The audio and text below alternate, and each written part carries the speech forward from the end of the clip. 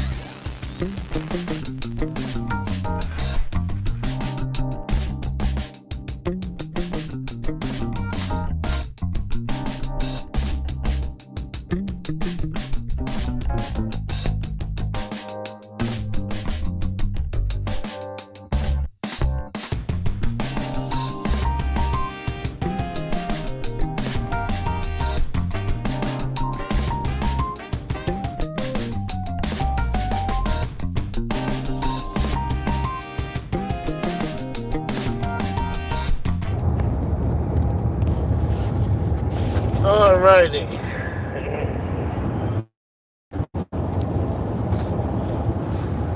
This is not gonna save you, and I wanted to so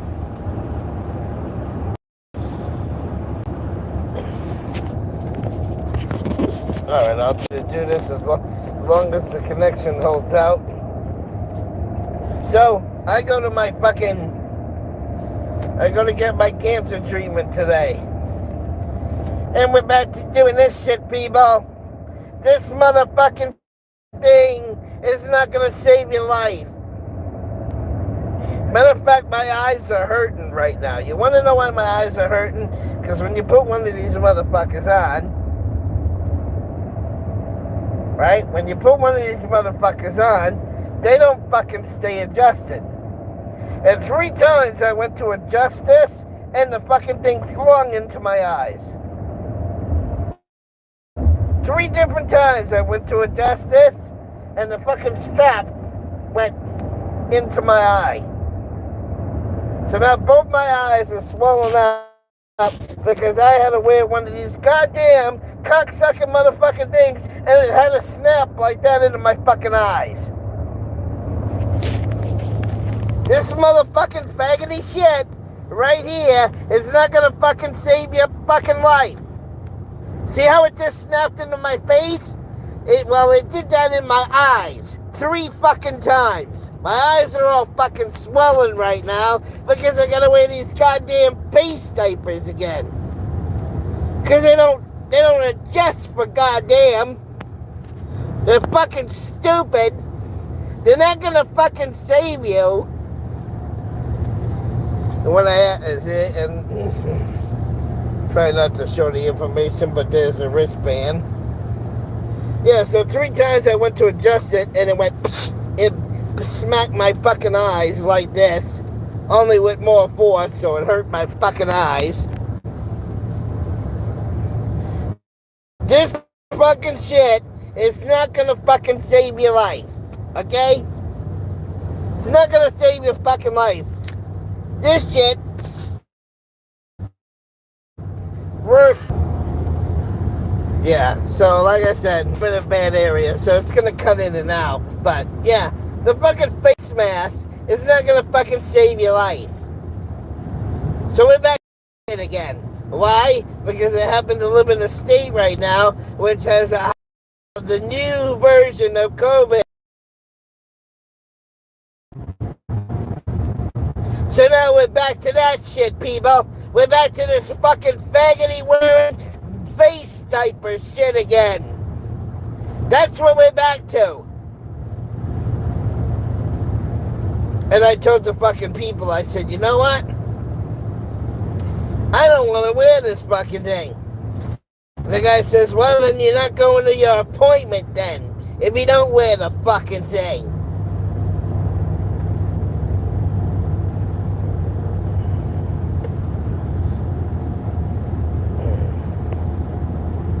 So are you in the medical profession that think a fucking face diaper is gonna save you from the wee van wiggle?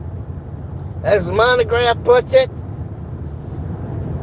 And why does he call it the wee van wiggle? Because wee van, or whatever the first name is a wee van or wee van wiggle, because that's supposed to be the name of the laboratory where the fucking thing was created. And then deliberately released. Weehan or Weevan, that's where the fucking shit was created. Okay? Because that's where the fucking laboratory was. Okay? So the Weehan or the Weevan wiggle wearing a fucking face diaper is not gonna fucking save you, people. Like I said, I went to adjust that 3 fucking times, and the edge of that fucking thing flicked me in the fucking eyes. Can you see how fucking swollen my fucking eyes are? Because I happen to wear that fucking thing? It's not gonna save you. I can't believe we're back to doing this fucking shit all over again. Can't believe it. Can't fucking believe it. Won't fucking believe it. And then the doctor says, well, you can't go in the fucking office if you don't put it on. Jesus H. fucking Christ. A face diaper ain't gonna save you from the wee van wiggle. It's not gonna do it. Emo Howling Wolf out.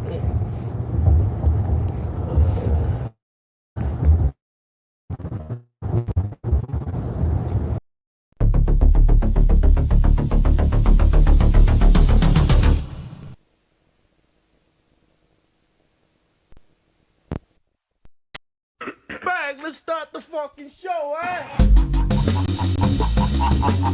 You're going to jail. I will never leave YouTube. I don't give a fuck about the fucking law. I'll beat your ass. Don't come to my channel again. You will be banned. I'll beat your ass. You officially entered the wet panty zone.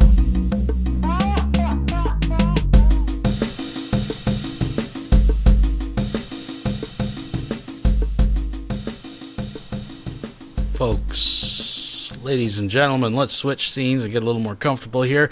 And thank you very much, Randolph. I did see the super chat. I do appreciate it. Unfortunately, I have those shut off during the intro because, I mean, it's a fucking intro. Give me a break. But I do appreciate it. Thank you very much. And thank you, everybody, for being here for another Thursday night. Another frolic through this weirdo wonderland we call the internet. And boy, let me tell you, I got a little show put together. A little different. A little more centric on, a couple cows, a couple situations going down that we're going to focus on most of our time tonight. Had to trim the fat this week, folks. I know there's going to be some of you that are very disappointed, but I had to cut Tila from the roster this week. And to be fair, it's more because Tila's just been posting a couple 2-minute videos of her lip syncing to some song. So we're not really missing anything there. We got an update with the Cobra MEAD. He's on his third, I guess this is the third MEAD, if I'm not mistaken. But shout out to Boglum Chronicles for catching some of that. So we're going to get caught up with the MEAD saga. We got some emo. We actually got more emo. We got a double dose of emo. We got emo talking about how you're literally breathing in and eating his shitty diaper, which is interesting. I'm almost going to puke thinking about it, actually. And there's a little bit of rage and some shout-outs later. So I've separated. You know what I do? I don't want to... I know too much emo is, it's not everyone's forte. Not one cow is everyone's forte. So whenever I have more than one, even Vaughn, I pepper it throughout the night to kind of build up to it. So, but we have to do the rage out and the shout-outs. So we got to at least watch up to there. Many of these videos tonight, folks, are fairly long. So we probably won't get through them all. We'll just do a skim here and there. And some I haven't even watched all the way through. As you know, and probably have watched more than I have, there has been a REV and GMAN situation where there's been a confrontation on the porch of the uncle's house. And we're going to get both sides of the story. Now, the one video that GMAN put out was 46 minutes, and there's no way we're going to sit through 46 minutes of GMAN. But we'll watch enough to get his side of the story. We'll get REV's rebuttal. Then again, a call out from GMAN, and then REV's rebuttal. And then I guess Shani put out a video. Again, it's an hour and a half. No need to do that. She's mad at Teddy Bear. He's a member of Trolls, Haters, Naysayers. I don't know who the person is or what the situation is. We'll skim through a lot of that, because not just because there's a lot of it, because I think this little particular arc may deserve its own, Shani watch, where we'll just watch it all the way through. But we'll see what's cooking with that tonight. And, of course, we got some Von Helton. Thanks to Nats and the Pizza for a few shorts that I didn't have to fish out. And we have Von Helton has never been wrong, folks. Anytime that you thought Von Helton was wrong, apparently that was Mandela effect. Because he's never been wrong. So we're going to check that out. He was live with Solar and the crew. They talked about Larry Frost for a minute, which was kind of funny.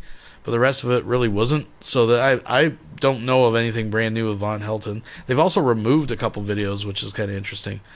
I don't know what was up the other day. They removed the video, but I don't know, folks. That's how the lulls go. You just got to roll with the lulls and get what you can. Folks, get your snacks, get your drinks. It's Heine time, not a sponsor. Ice cold.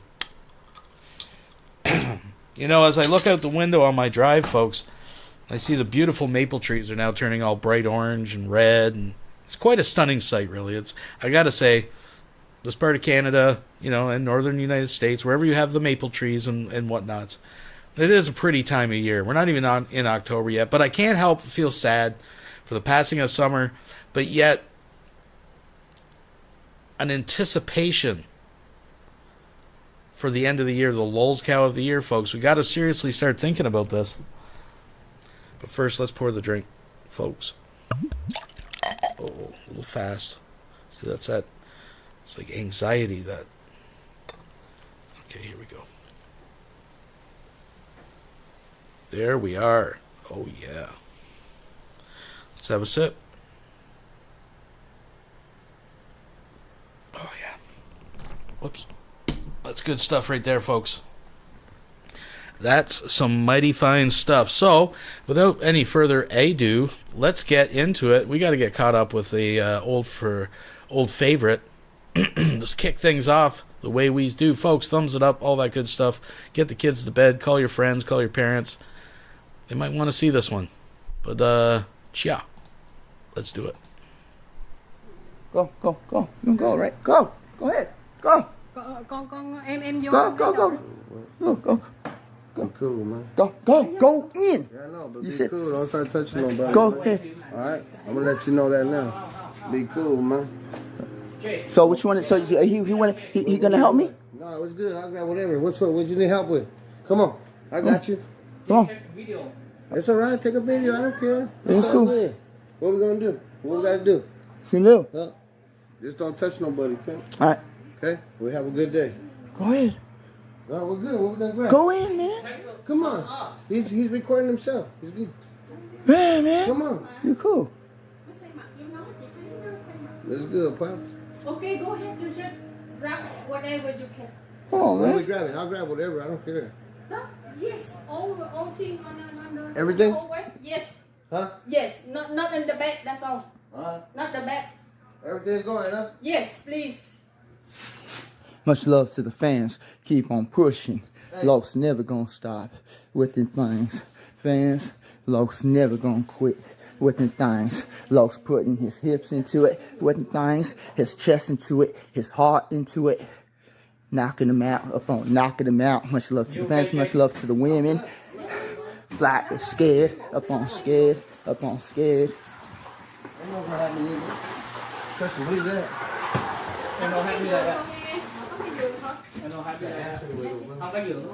Damn. Flattest jokes of the world with the things. God bless the fans. Jit.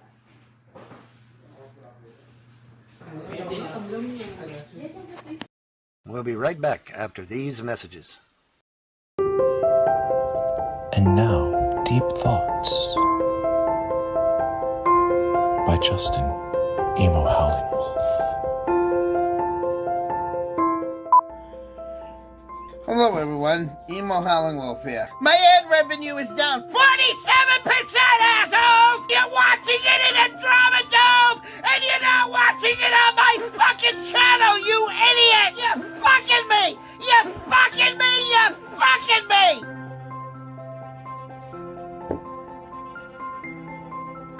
Bullshit! Good night. A quick video while we're waiting in traffic. Construction zone. Alright. So like I said, a face diaper's not gonna save you guys. Face diaper's not gonna fucking save you.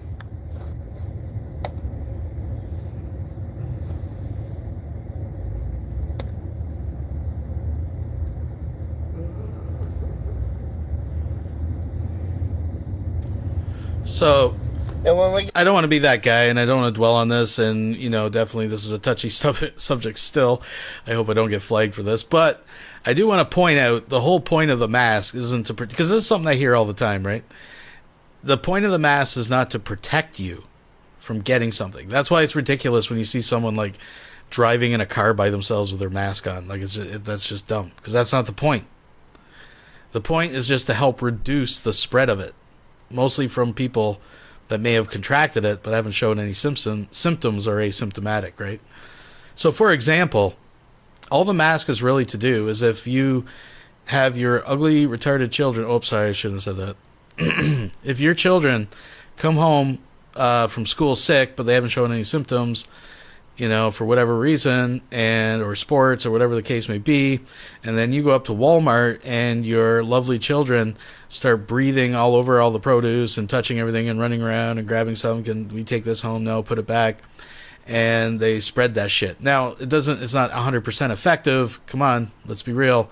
But it's just to help kind of reduce that, from those types of situations. That's the point of the mask. It's never been billed as a cure or 100% effective, or that it's, going to protect you from all these things. It's just so dumb people aren't coughing and choking all over stuff that other people have to handle. That's pretty much it. Get a couple more people in here. I gotta ask you a serious question. I got a serious question for you all.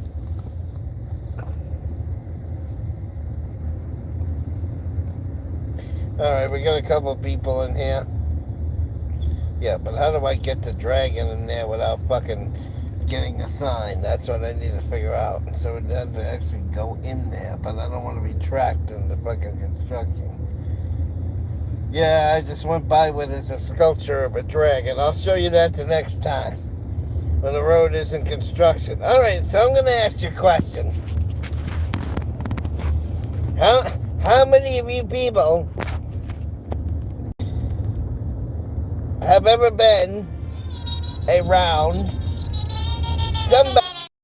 Brian Oblivion donated $1.99 through Super Chat. Honestly, an ass diaper won't save emo either. No, and it's funny you bring that up, because emo has a very... I'm going to put it back for a second, because emo has... I want your attention drawn to emo. I appreciate it. I need GMAN. Someone get a hold of GMAN now. Sorry Wilson has just donated $2. Imagine Mike's urge to floor it and drive the car right off of a cliff. Oh, I'm sure many times. He's just how many days away from just a swerve to the right into oncoming traffic. Something's going down. But anyways, thank you very much. But folks, he's got a very important question. Speaking of diapers, this is his forte, his wheelhouse, his expertise here. So let's go. Somebody who has a baby. Oh, and what happens when that baby around? Let's put it back. All right. Yeah, I just went by where there's a sculpture of a dragon. I'll show you that the next time, when the road is in construction. Alright, so I'm going to ask you a question. How many of you people have ever been around somebody who has a baby? Okay? How many of you have ever been around somebody who has a baby? And what happens when that baby decides to shit his diaper, right? You can smell it, right? You as a parent, or you as the auntie, or you as the uncle, know that the baby just shit his pants because you can smell it, right? So if you can smell shit in a baby's diaper, what makes you think a face mask is going to protect you when they're basically made out of the same material? Because I'm going to tell you something, okay? When you're smelling and breathing in somebody's shit, you're actually eating somebody's shit molecules, okay? So next time you're in a fucking public bathroom and somebody stinks up the place, yeah, you're eating their shit, literally, okay? There's even been documentaries where they tell you don't keep your toothbrush in your bathroom because the shit germs go on your toothbrush, and then you brush your teeth with shit. Okay? You don't want to leave your bath towels in your fucking bathroom because every time the shit germs get in the fucking air, the shit molecules contaminate not only your toothbrush, your towels and everything, but it also contaminates everything in the fucking bathroom. So now if it works with shit, what makes you think it won't work with the WEIRDO? Think about it. If a baby shits their pants and the whole fucking house can smell it, which means they're eating that baby's shit germs, Or if I was in the room with all of you right now and I my diaper and you guys smelt it, you'd be eating my shit germs in reality. So what makes you think a goddamn face mask is gonna fucking protect you? What makes you think that it's even possible?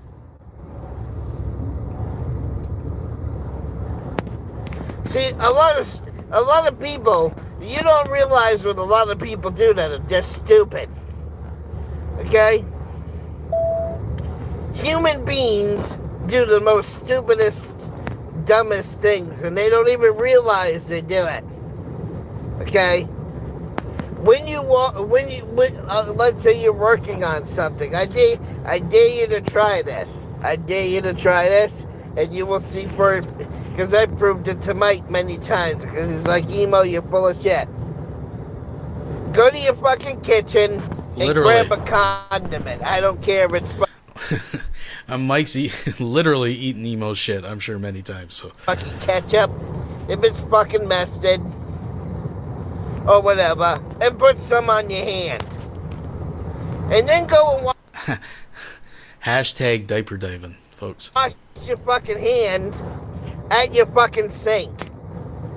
Okay? And then turn off the faucet again. And look at your hand. You're gonna see that either ketchup or mustard is back on your hand. Why? Because you used your dirty hand to put on the fucking faucet.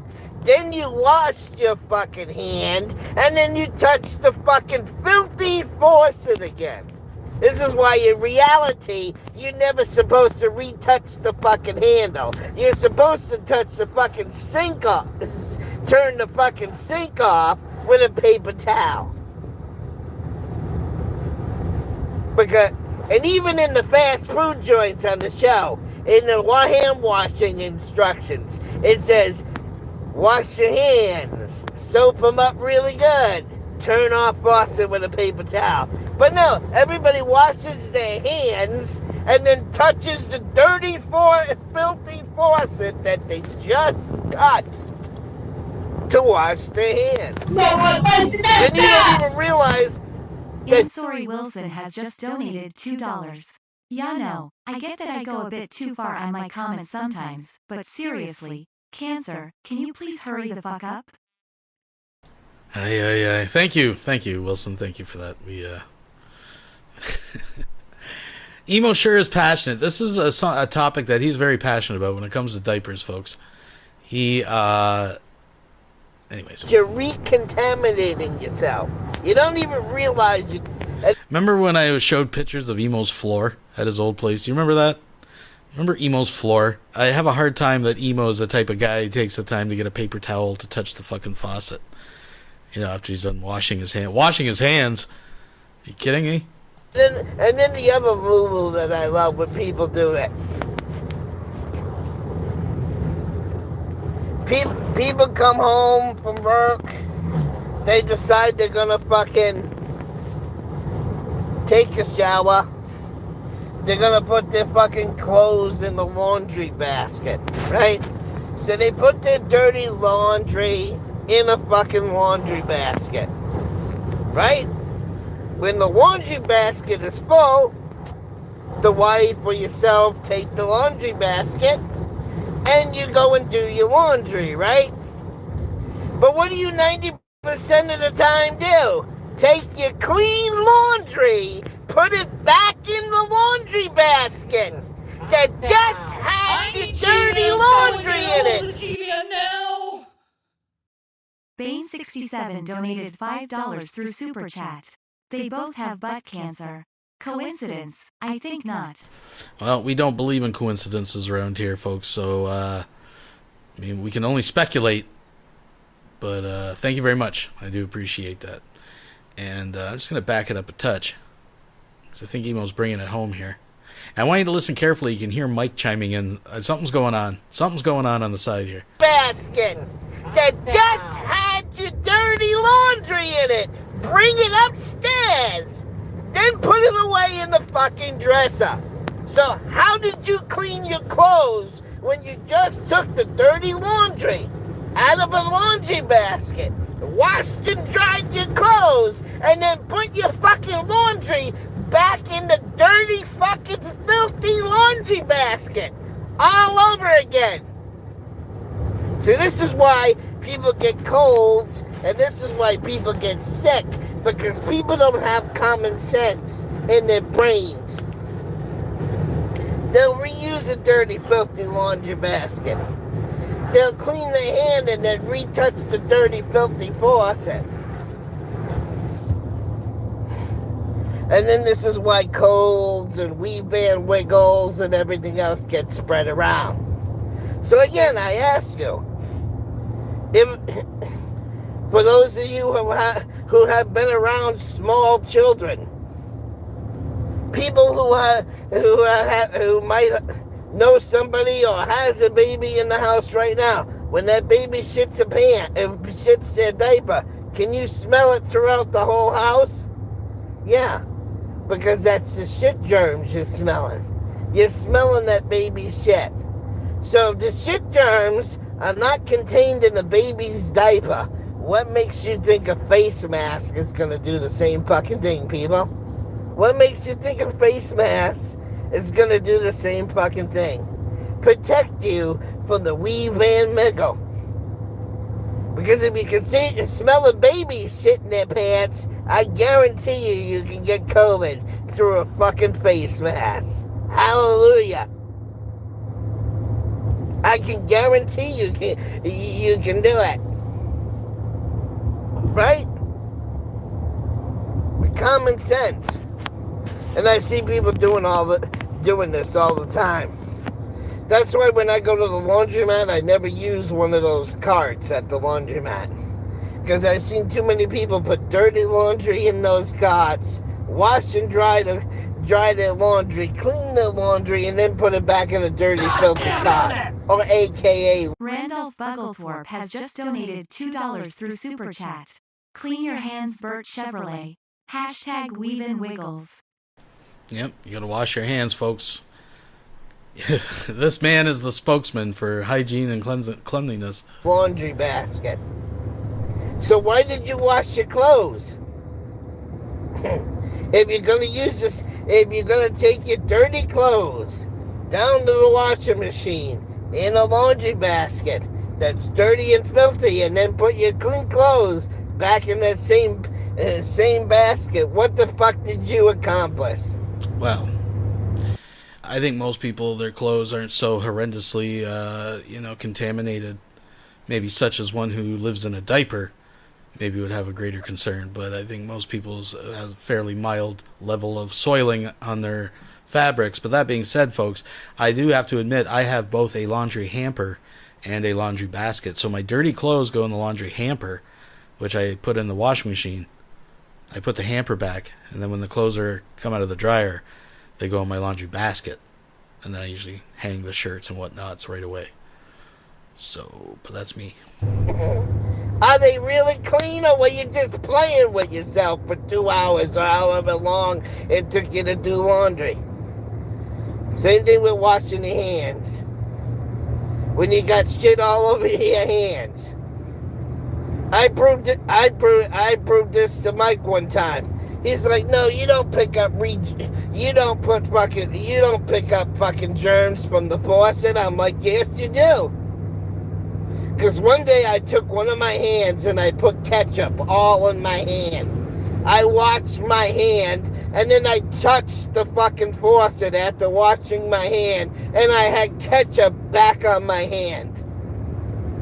And I used the ketchup to simulate the microscopic germs on the fucking faucet.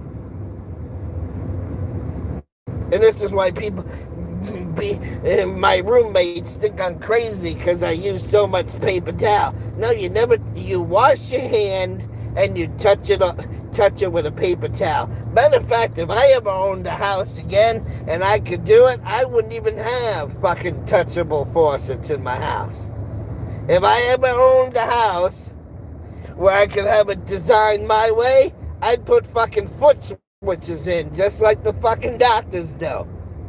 Because that way, oh, my hands are dirty, walk up to the sink, push the foot button, wash and dry my hands, walk away. That to me is the more sanitary way than washing your hands and touching the dirty, filthy faucet all over again. Or reusing the laundry basket. Dirty, clean, dirty, clean, dirty, clean. Really? People don't see the logic in shit the way I see the logic in shit. So like I said, if a human being shits their diaper next to you... Yeah, he is a master. He's an expert in fecal matter, folks. Nobody sees the logic in shit like Emo sees the logic in shit. I'd like to put that back, because that should be his slogan. People don't see the logic in shit the way I see the logic in shit. So like I said, if a human being shits their diaper next to you and you smell their shit, what makes you think a face mask is going to protect you from the wee van wiggle? It's not. It's fucking not. Case closed. Alright, I will see you when I get home. Alright.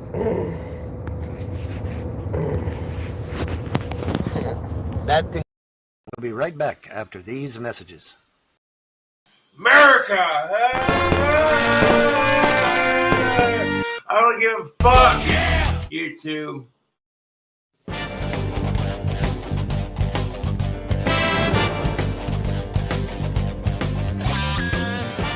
Warning. Any advice given in this video is not to be taken seriously. Josh is as much a winemaking professional as I am a neurosurgeon.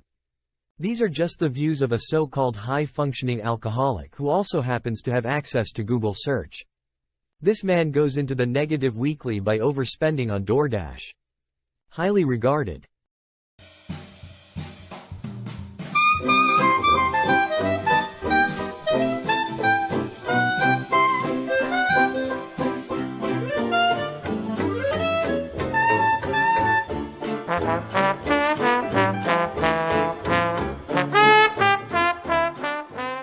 Good morning, YouTube. Giving you some pro tips with making your own mead.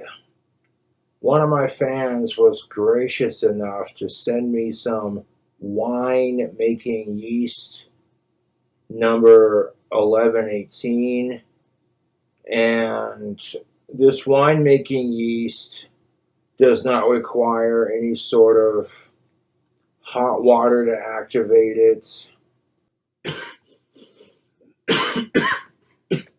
Excuse me.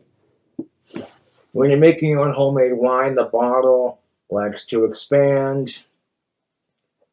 So if you don't have an airlock, I would use a balloon like I do. Just poke a hole in the middle of the cap, stretch a balloon over it, double tie the ponytail, 1 loop, 2 loop, boom. It doesn't, what you'd call, wine yeast likes it cold, dark, and no light. That's why when I was pouring water into the honey bottle, it was cold water, and I gave it a little swish, poured it into there. People were like, oh my God, Tampico and fucking Hawaiian Punch have all these chemicals.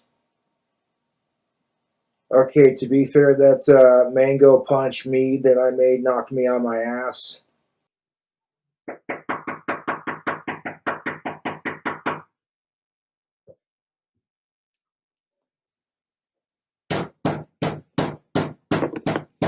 People are gonna keep knocking on my fucking door, Jesus Christ. So when this one's done, I'm not gonna drink it as fast and savor it more.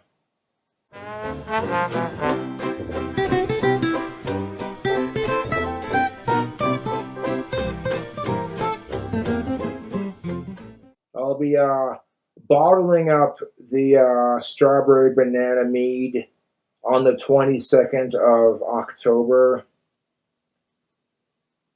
So if you give the wine, the 1118 wine yeast, plenty of sugar to eat and dissolve and whatever, and you put it in a dark and cold closet and just let it sit. And before you do all that, you want to make sure that your lid is on there nice and tight. Yeah, so I'm not going to be bottling that up into a clean bottle until October 22nd. So now all I got to do is wait an entire month to make it happen. And what's in a month? 30 days. Anything longer than that, I don't know. But I'm going to be watching it like a hawk, dude.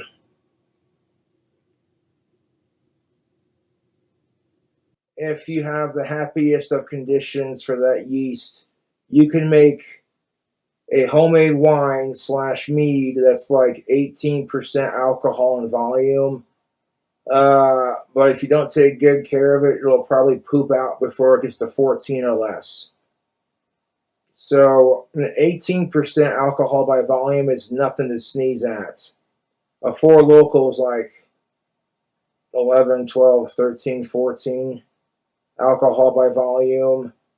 Camel Silver Ice with the 4X's is 12.6% or 9 in volume.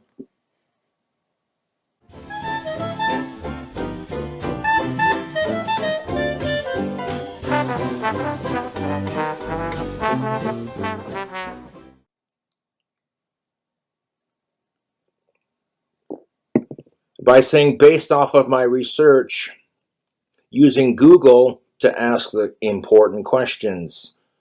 And doing some research, like I said, you can make, using wine yeast 1118, freaking, like I said, I was doing some research on Google.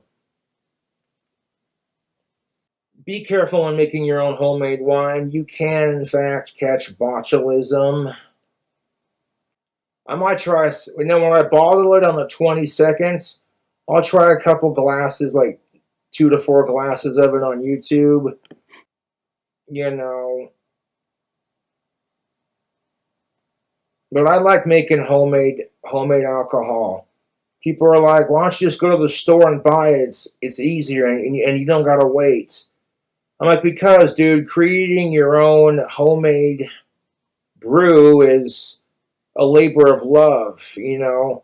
It just tastes better when you've put all this hard work into it versus, you know, because, yeah, it doesn't take much rocket science to make hooch like I'm making. But with my experiences that I have with it, I will share that with you on YouTube. So if my fans want to try making their own, but based off of my research, if you can get a hold of winemaking yeast 1118, that's a better selection than instant yeast.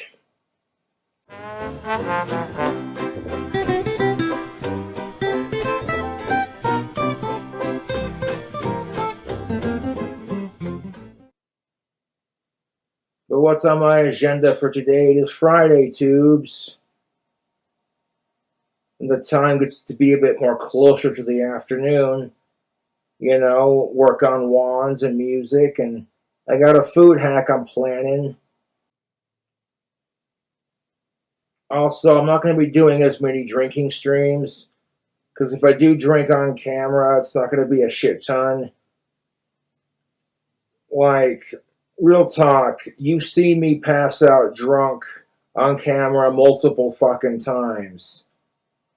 So the assholes who called the cops and the EMTs on me were not doing it because they care. They were doing it to fuck with me. Because it's like, oh, Cobra found something he enjoys. Cobra enjoys making his own hooch. Well, we can't have that, can we? And my dumbass was like, let's see how much of it we can drink on stream. And then I got it down to damn near the bottom, and I passed out in my chair, and then the cops and the EMTs fucking show up, and I'm like, well, that's just great.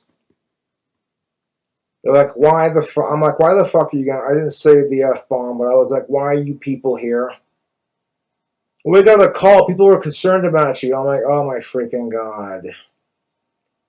I'm like, I wasn't doing anything wrong, officer, EMTs, etc. I was drinking my own homemade wine and just streaming. It's like, well, you know, and that's the thing of it, man. You cannot let the haters get to you. Like, they are the worst pieces of shit. But you know what? I've got better things to do with my life. Making wands, working on my new album, coming up with food hacks, new t-shirts. I go live and they get so triggered. They'll even send me stupid text messages too, like, I thought I told you you couldn't go live, boy. And I just laugh at it. People are accusing me of faking being drunk when I was drinking my mead. And I was trying to hold my composure, but like it started to kick in and I was just like, yeah. Still can't figure out that tripod for my cooking video. I don't want to take it out to show it off too often because I don't want the fucking yeast to die on me before I've had a chance to ferment it. So unless it's dark outside or dark in my apartment with little to no light, I'm not going to be showing off that bottle. But take a look at that. We got fermentation on the top. Every time I've gone to make homemade hooch, it ferments and does the bubbly thing. And I just want to look at it, make sure we're doing good. Oh yeah, we're doing amazing. I found a new little hobby to enjoy. You know, I don't gotta shake it or mix it, just let it ferment. I'm gonna let it ferment until October 22nd. So that's most definitely what's up. This could turn into like 18% alcohol by volume, and that's the goal at least. And I make a challenge out of it too. It's like while we're waiting for the wine to age or the mead to age, we'll drink less so your tolerance goes down. But that's how you do it, tubes.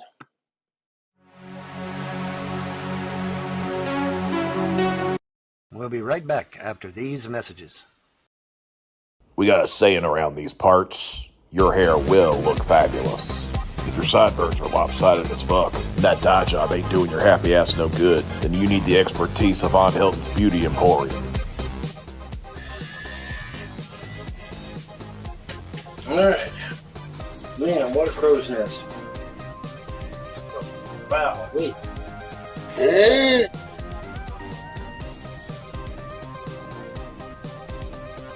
thought this was gonna be easy, but it ain't. You are looking good, man.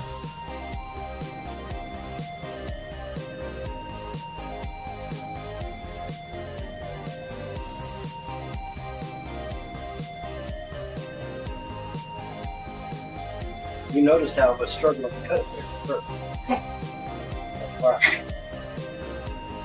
You better not have grabbed none of my hair, dude. Does it look okay in the back? You need to do a little bit on the neck part. You got a little extra in the middle there, but yeah, it looks all right. Von Hilton's Beauty Emporium. Beauty must be punished. Yep. Yep, yep, yep. Yep.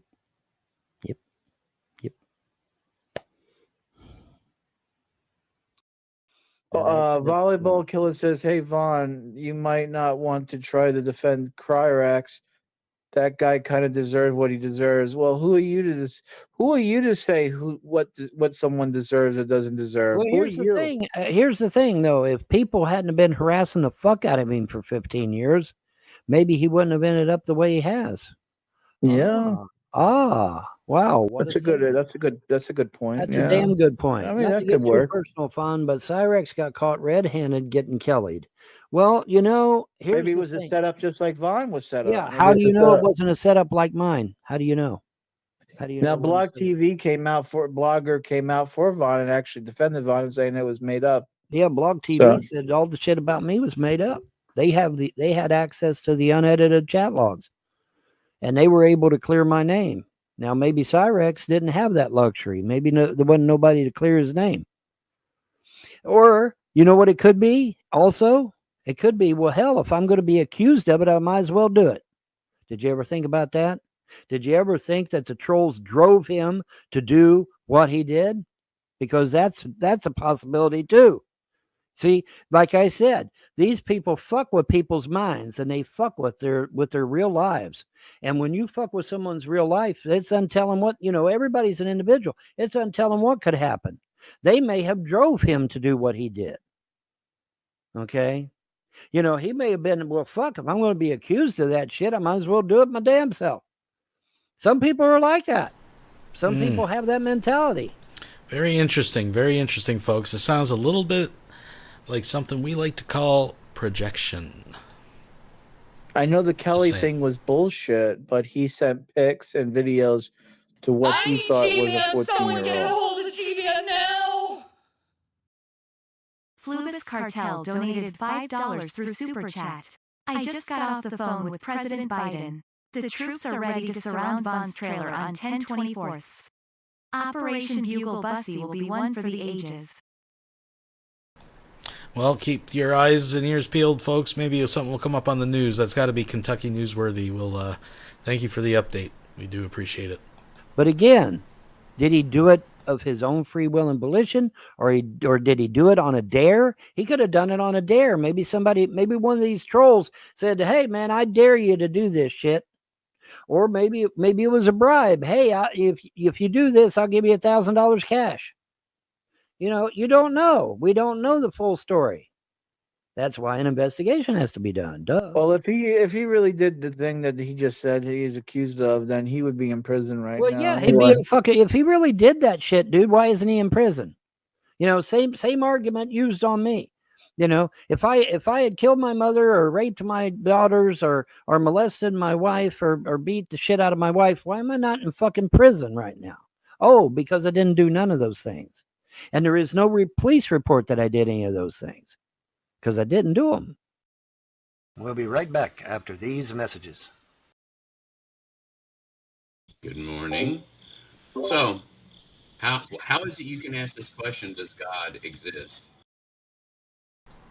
So, just a little bit. We're not going to watch this whole thing, but for those who are maybe wondering, something a little different, keeping up with the Mr. Batman saga. So, over on Discord, I was, Jacob and myself had opened a room in the PNR server, and Mr. Batman came in. Now, unfortunately, I didn't have time to edit my parts out just because the screen capture I was using, I had two options. Either you can't hear me at all, or you hear me on all the time, nose breathing into the mic, and we all know how great that is. So I went with the off. So when I talk, you can't hear.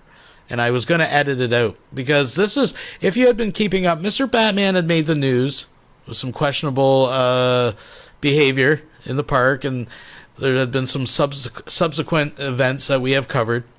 So I had the opportunity one morning, a few mornings ago, to have Mr. Batman in. So I afforded him the opportunity to tell his side of the story. So I think this is important. This goes on for like 36 minutes. We're not going to watch 36 minutes of it. I think you'll get the gist pretty early on. And like I said, I apologize for the gaps of silence, but it's better than hearing me nose breathe over top of the rest of it. So just indulge me. It's interesting. Trigger warning, though. Oh, yes.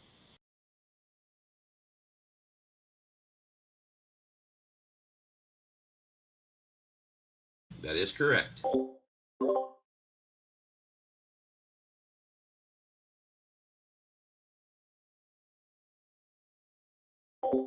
I have no problem with that at all, sir. Again, because Jesus didn't call us Christians. Matter of fact, Jesus never heard the word Christian. The word Christian doesn't even exist until 10 years, a full decade after the death, burial, and resurrection of the Messiah. So here's my question.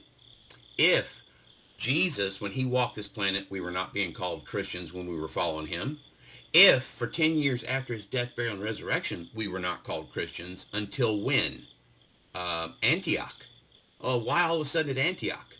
Well, this is where they began as a corporate body to reject. So, for those of you wondering what the hell he's talking about and what the hell this clip's all about, there's a couple different things that I wanted to know. He's going to get into the crazy stuff here in a minute, like the really the extra crazy stuff. But this, just for some context, if you can't remember, see, Christian Hillbilly, formerly Christian Hillbilly, now Mr. Batman, refuses to call himself a Christian because Christians aren't Christian enough for him. He's beyond that. So to actually call him a Christian is a downgrade. It's an insult. So that he's explaining that first. It's a bunch of mumbo jumbo, and then it starts heating up. I'm gonna go get a fresh hiney. The Bible. Stop doing Bible things in Bible ways and began to do Bible things in pagan ways. They stopped keeping the Sabbath. They stopped keeping the feast days, and they started eating like all the rest of the other pagans. Yes, I'm calling Christianity pagan because they started eating the piggy as well as every other unclean thing out there. They are not a peculiar people. So at Antioch, that's where the label Christian comes into play. But wait a minute, prior to that, what were we being called? Well, we were being called Nazarenes. Acts chapter 24. Paul gets arrested for being the ringleader of the Nazraim, the Nazarene. What is this? These are people who love God in their obedience to keeping the Torah and the Torah alone, not any man-made crap that the rabbis, the Sadducees, and the Pharisees had added to the Torah.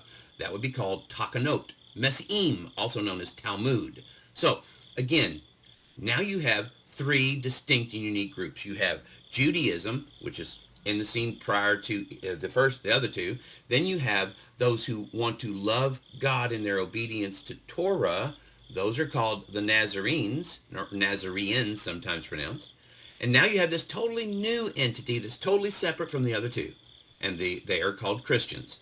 Because, you know what? Did you ever hear that being called a Christian was a derogatory term? Never did figure that out for the longest time. But now I know why. Because Christians are liars. And when you are being called a Christian, you're being called a hypocrite, a liar, because you claim to be a little Christ, a follower of Christ. But I have a question. Did Christ ever break the Sabbath? Nope. Did Christ ever miss a feast day? Nope. Did Christ ever eat the piggy? Nope. But guess what Christians do? All of the above. So they are not little Christians. They are little lawless people. They are following the lawless one, not the righteous one.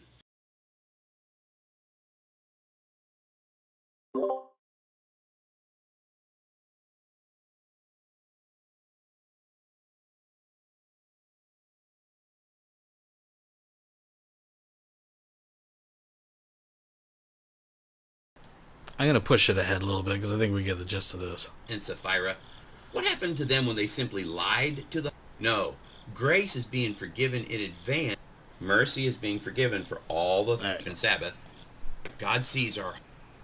Gentiles follow this law, preaching love and forgiveness to these people. Now, do you know what they did? Okay. Oh, excuse me. So this brings us up. I'm going to back it up just a touch. Because here we're getting to the footage that was in the news. He was protesting, quote unquote, or whatever, out in front of a lesbian couple's business, and yada yada yada, made the news. Now his version of events is that he was just. Anyways, I'll let him tell it. Which area you can be on the courthouse steps, right. And I'm preaching love and forgiveness to these people. Now, do you know what they did? And oh, excuse me, I digress. I preached that God wanted to love you, and he wanted to give you the best life now. He wants to forgive you if you will do something. If you will admit that you are wrong and turn from your wicked ways and follow him. Do you know I'm now known as a hate preacher because of that? And because of that, all these things I've had a gun pulled on me. I've had another person threaten to kill me. I had one person threaten to curb stomp me. I had to Google that term. Don't do that. It's gross. So again, all these things happen, and they happen for a reason. Why? To show me what Christians are all about. Me being a pastor at that time, I was a pastor at a local Baptist church. I contacted all the other Baptist churches because I'm in their little network. And I contacted all the other churches I've ever had anything to do with because I'm saying, you know what? it's better if 2 or 3 witnesses proclaim this together. Of all the people I reached out to, can you guess how many so-called quote unquote Christian pastors and Christians came out and stood with me? 0. Not a flippin' one of them. And you know what else? Know what else? They disavowed me. They called me names. They said I don't represent Christianity. And you know what? I'm happy to say you're absolutely right. I'm not a member of churchianity. I don't follow traditions of men like the Roman Catholic cult.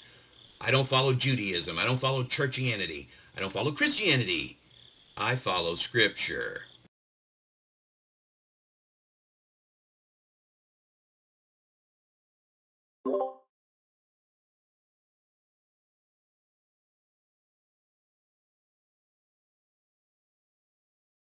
I'm sorry, sir. No. You don't get to do that because that's not what caused this. That happened the very next week. That was the second week. Okay.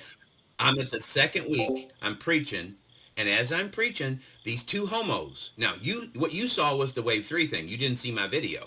What I did was those 2 homos, I'm preaching this soft preach about how God wants to forgive you, God wants to love you if you'll repent, if you'll admit that you're wrong. A soft preach to the homos, folks. Once again, this is where the trigger warning goes in effect. It's, it's Christian hillbilly, so. And turn from your wicked ways. Okay, these 2 homos jump up on a park bench, and they start licking each other's faces while screaming obscenities at me. And I've got now about a dozen kids, along with their parents, all standing out there listening to me, and most of them are against me too, and they're so-called Christians.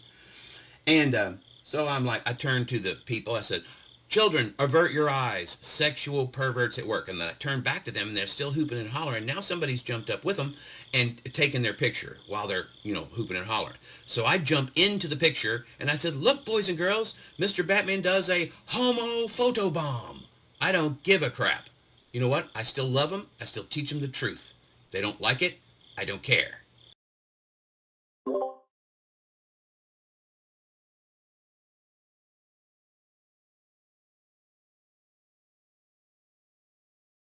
Sir, that couple does not have a child. You do recognize, sir, that 2 women cannot have offspring, correct?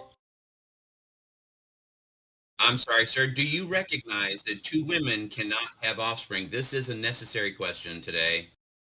So, just so you know the context, I was just asking because this lesbian couple has a daughter where he told them you don't have parents, you have perverts.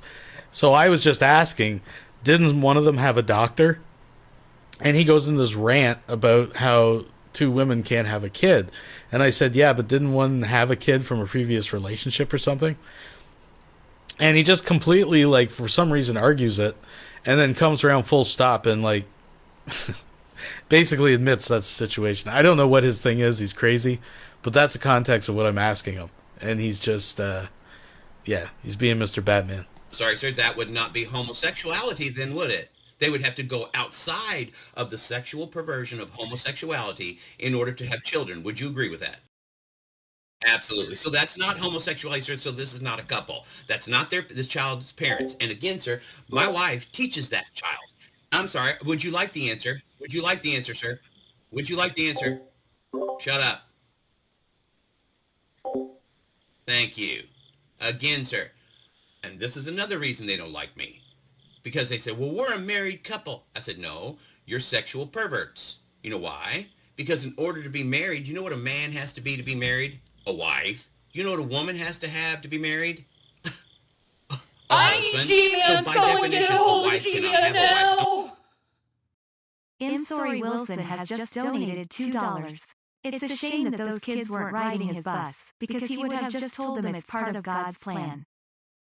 Ouch. Yeah, that's an inside one if you knew. They lost a bus driving job because of a situation. He lost his job over this stuff. His church kicked him out. He's a broken man. He's a broken, crazy man. But, again, trigger warning here, folks, because he, Oh, by the way, they said, well, you upset our daughter. So no, I didn't. Your daughter wasn't there to begin with. Now, I never saw any children other than the ones that were right in front of me. I never said a damn thing to them directly other than homo, photobomb, and repent. I never said a damn word directly to them. Now, again, I don't give a crap if people don't like the message of the Bible. They hated Jesus. they will hate me because that's what I proclaim.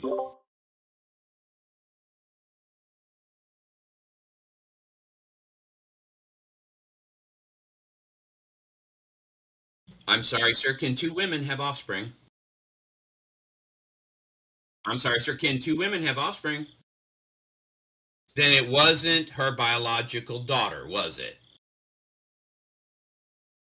I do. I know them. My wife teaches this child at the elementary school, sir. Yes, sir. And I know them. Again, there is one parent and one parent that's a sexual pervert and another sexual pervert that's living with that person. Sir, again, in order to have children, homosexuals have to step out of homosexuality, engage in heterosexuality in order to have offspring.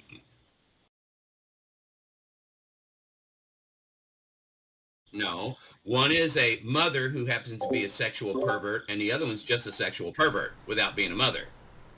So now he's acknowledging what I actually started out saying, which was, you could have a child from a previous relationship, or, which is now what he's admitting. So I don't know what that whole rant was other than just a chance to, express his opinion on the subject. If you're just joining, folks, my parts are muted out of this. I had two options, either have the mic on all the time, which you'd hear background noise, or just remove myself. So we'll listen to a little bit more of this, and then we'll move on. And that's what I was trying to tell you.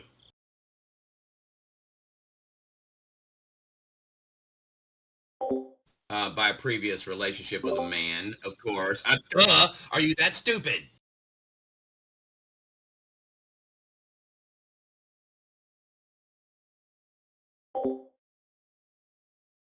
Oh, well, that's about it. After that, everybody lost their minds, and I was one of the people that was at the preach.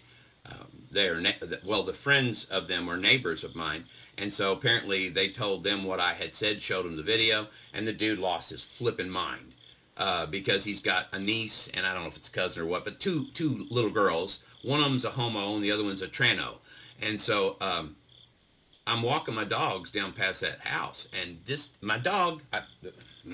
Anyway, cars coming. There's no sidewalks. I have to step off the road in order to be not hit by the car. Well, while I'm standing there, my dog cops a squat and pees in his yard. Actually, it's a public easement. The very front part of his yard, 10 feet of it, is a public easement. People can walk on it. Well, my dog peed. What the hell am I supposed to do? So I said, oh, well, kept on walking. If it pooped, I'd pick it up because I carry poop bags with me everywhere. Anyway, I get down to where she does her business. I'm coming back. This dude sees me coming, walks out to his truck, opens the door, pulls out a 9mm, racks it, puts one in the chamber, and starts trotting towards me, screaming how he's going to kill me and kill my dogs. Yeah, that's what I've been dealing with. And the most recent one was about, I don't know, 3 or 4 weeks ago. I'm walking my dogs, and again, I have to go right by his house twice a day. And so when I'm coming back, my dog walks through the corner of his yard to get to this next yard to sniff a bush. She didn't even pee this time. She just sniffed the bush. And I don't even believe it's his bush. I think it's the next door neighbor's bush. Pretty sure it's the next door neighbor's bush because she's the one that takes care of it. I don't know. Maybe I'm wrong. I don't know. But anyway, this dude, because my dog crossed the corner of his yard, come at me. He started calling me everything, calling me a pussy and all this other crap. I said, nope, I'm not that. Well, come out and fight me. I said, nope, I'm going down to you don't live there. I said, yeah, I do live right down there. I'm coming to get you. I said, well, I'll be right down there. Come on down. It's on my YouTube channel if you'd like to see it. Mr. Batman, when did all this, is this stuff going on in your life like recently, or was this something that happened a long time ago? Oh, no, sir. This is still going on. A week from today, I go before the judge for my emergency protective orders against this guy and his wife because he's the one that literally pulled a gun on me, and she's driven by my house a couple of times pointing her finger at me, like it's a gun and going, pew, pew, pew. I know what that means.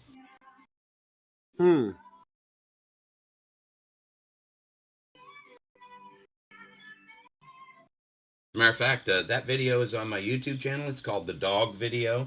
Now, that's the one I do my narration in because I kind of wanted to not you hear what he's saying, but I did put a link to the original so you can hear everything he says because, man, he cusses. This is the other thing. I'm not cussing. I'm being calm. I'm trying to tell him to calm down, to stop. and he is calling me everything but a good white man. There's children out playing. He's cussing up one side and down the other. I said, you don't know up from down, do you, stupid? He goes, you need to come out here. I said, nope, I'm not going to do that. You're a pussy. No, I'm smarter than you are. Repent or perish. Have a nice day.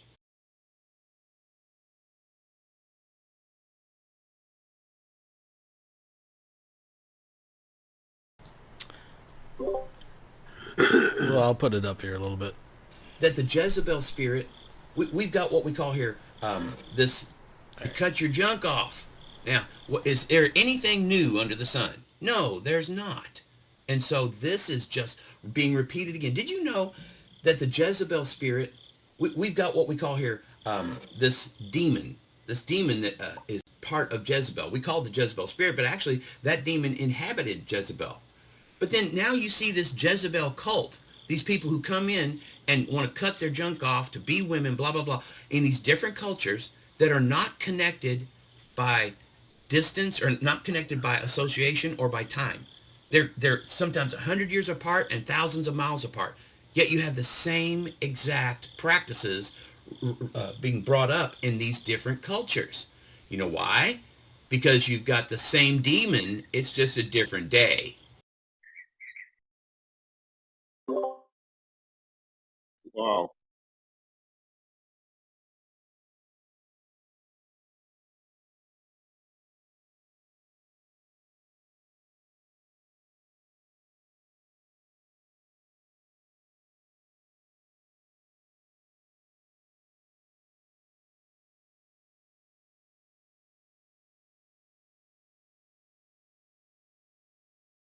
Yes, Mr. Nadia did not like that either. But again, I don't care. I don't mind having a conversation with these people. I'm not trying to be mean to them or anything. But what I do is I speak the truth to them. Oh, well, I'm not trying to. It just happens. Because again, when I see somebody and they're living in blatant rebellion to the Creator, you know what they're doing? They're slapping my king in the face. You don't do that around the king's guard and live. Uh-oh. I'm sorry Wilson has just donated $2. Maybe, Mr. Batman, you have a tendency of getting, Wilson, drunk, and just start shouting at your neighbors. That happens too. All right, I think we get the gist of this. He's talking about Nadia cutting her junk off. The overweight guardian of God. I'm sorry. See, people think anymore, love is love. Blue is blue. Does that tell you what blue is? Nope. Shabloo blue is shabloo blue. Does that tell you what a shabloo blue is? No. Does A equal A though? The term, sir, is called completely vacuous. I'm a teacher. If you have to use the term in its own definition, you do not understand it. But A equals A, correct? Yes, sir. That's the law of identity. But that's, hey, wait a minute, sir. Does that tell you what A is? The people saying love is love, that's some slogan. They're not trying to define love. They're just trying to say, oh, our love, homosexual love, should be like, on the same terms as heterosexual love. That's the slogan. It's not a definition.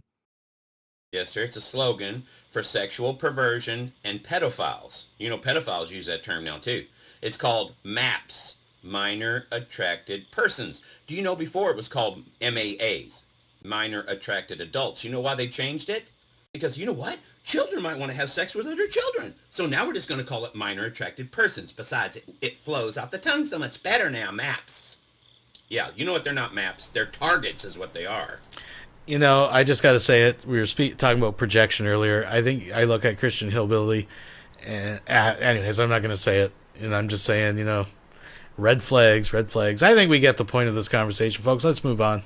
We'll be right back after these messages. You mean when you're calling her bitch? What do you mean? Who calling who a bitch? Who's calling who a bitch?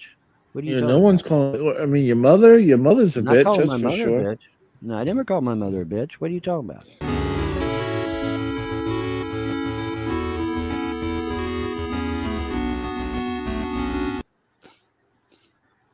Vaughn called Alice a bitch on video. No, I did not, sir. Bitch, please. You know, now it's real easy to doctor a video to make it look like I did that, but I did not do that. Hang on a second. My mother's calling.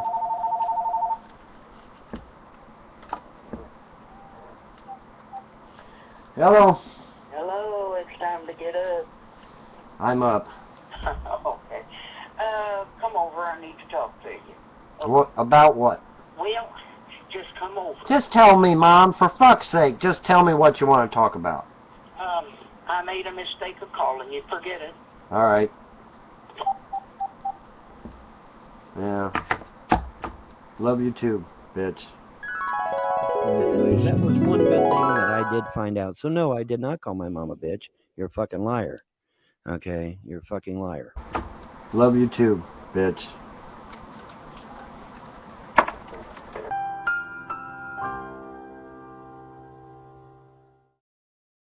Couldn't get that mod to work that I give you a link to. I'm working on it. I'm trying to. Oh, I figure was out- on my cell phone at work, so I couldn't open it. But what was it the mod of? It's a mod of unique clothing, let's say. Oh, like what we were talking about, how someone needs to Yeah, have a yeah. little something, something. Yeah, it's ironic that we were talking about, you know, just yesterday and then today, boom, I find this. I said, you know, on a lark, I think I'll go and check it out and see if there is such a thing, and I'll be damned. So, but I haven't been able to get it to work yet. So I don't know. We'll Let me see. take a look at what we're looking at. Oh, it's okay. So if I want to look at it, I have to log. You better in. not show that on the screen. It's saying that I have to log in order to see it. So You got to log in. as much as I want to take a look at it, I can't. The link that I gave you for Nexus Mods. What do you do? Yeah, to log in? when I go open the page, it says this has adult content. Must log Oh in. yeah, to yeah, view. yeah. Well, that's true. Yeah. So Okay, I get what you're saying now. Yeah. Yep, that's true. That is true. It is adult content. It's But it's funny, we was true. talking about that just yesterday, and then on a lark, I said, "Well, what the hell? I'll check today and see if there is such a thing." And holy shit! And Now bam, there you go. it's not what we were anticipating, but it's kind of getting in that general direction. So, but it's not too bad. You know. No, I but, get you. But anyways, no, I haven't been able to get it to work anyway. So, you know. Oh shit! I just thought of something. I have to remove a certain mod that I added to the game. I have to remove it because Testing. What type of mod did you have? I have a mod. I got that mod working, John. I got that mod working. Oh, nice. Okay. Yeah, but I'm gonna have to remove it because you know we're playing my game, so you're gonna need to see me on screen. Oh, playing, yeah. So I'm gonna have to remove it. But damn. The mod. Okay, I removed the. I removed. You don't have. You can keep the mod going. No, because you got to show my game because I'm going to be the leader, and they're going to need to know. But what I'm the on fuck's Rumble. going on. I don't. You can have nudity on Rumble, can't you? I'm not sure on that one actually. You're not sure. I don't know how Rumble. I don't know how Rumble feels about nudity and computer But games. what? Okay, what exactly will be seen? I mean, we're going to be fighting Everything you enemies. see it all, baby. That's why I fighting had to get enemies, rid of will them you? because you see everything. Yeah. Really? Yep. You're going to be. Yeah. I'm going to be running in the woods, and I'm going to see a naked woman running into the woods. You betcha. You betcha. But you want to talk about? You were telling me you believe in immersion. How is that immersion if a naked woman's running into the woods? Well, I mean that's you know. You get what I'm saying? That's not immersion. I would rather have it to where that the clothes can be removed for certain periods or certain situations, but that's not an option. You either get all clothes or no clothes or you some only get one or clothes. the other. You don't get the option of being able to remove them. That's you know, so whenever you feel like. stupid. Yeah, well, we need better mods. It needs. Now, it okay, needs let me better. ask you a question. Do you get to see that Jenny girl? Is she a free? They don't have one for Jenny, and I'm like, holy shit! The very who's girl nude? So you who's need a nude in the mod game? for that you don't get it, and it's like, what the? So fuck, who man? exactly are we getting to see naked in this game? The cults, the female cultists, you get to see those, and a few like the female sheriff. You get to see her, and The Latina one that we like. yeah. Oh, nice. Yep. All right, let me get my shit together here. Get your shit together, Leonard. I'll get rid of Elric. Elwood. Let me verify that my shit is fixed. Oh shit, Vaughn! I didn't know you were going to take it forever. I would have kept the show going. Well, I'm fucking doing it right now. Hang You on, got it. calm down. I already got rid of the files, but before you share the screen, I want to make sure that my people are fully clothed. I don't know how Rumble would appreciate nudity in computer games. They probably would balk at that, I would think. We'll be right back after these messages. And now, deeper thoughts by Justin Emo Howling Wolf. This is what I think of it. They get off on fucking with somebody who's mentally insane in the membrane. They're all out to destroy my reputation. You deserve fucking death. I gave her back a channel and she's talking shit about me every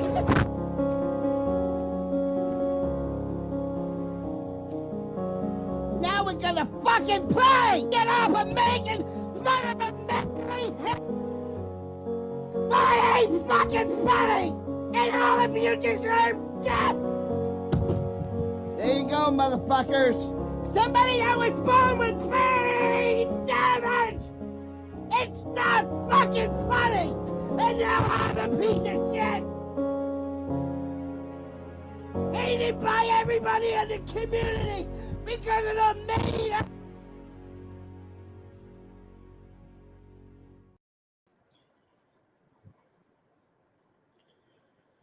Alrighty. The little red sign says we alive, we alive, we alive. Stealing that from Von Helton once again. Yeah, we're going to talk about the salty rant again. Sure am. Yeah, as soon as people get in here.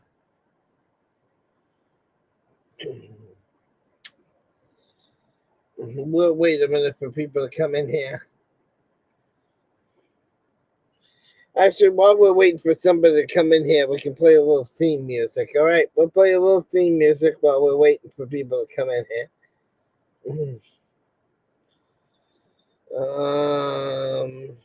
Icon, then we'll turn the camera on, because every time that I go to use StreamYards and I go right to the camera view,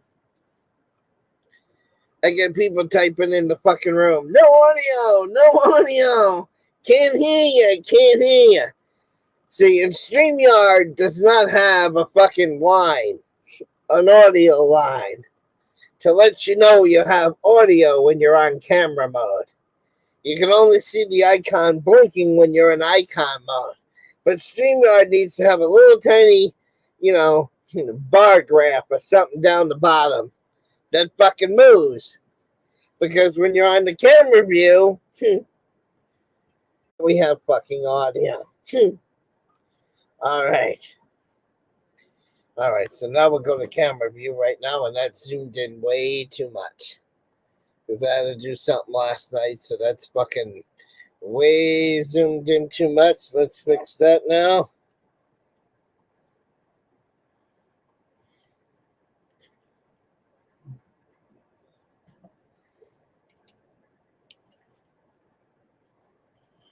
LOG, not LOA, for the fucking webcam software. All right, let's zoom this out a little bit. Yeah, we don't need it that fucking tight. All right, there we go. All right, so now we get into the video. We're going to talk about the salty rant right now. And this is not, and I'm not really going to, say anything obnoxious to them. I'm not going to make any threats, you know.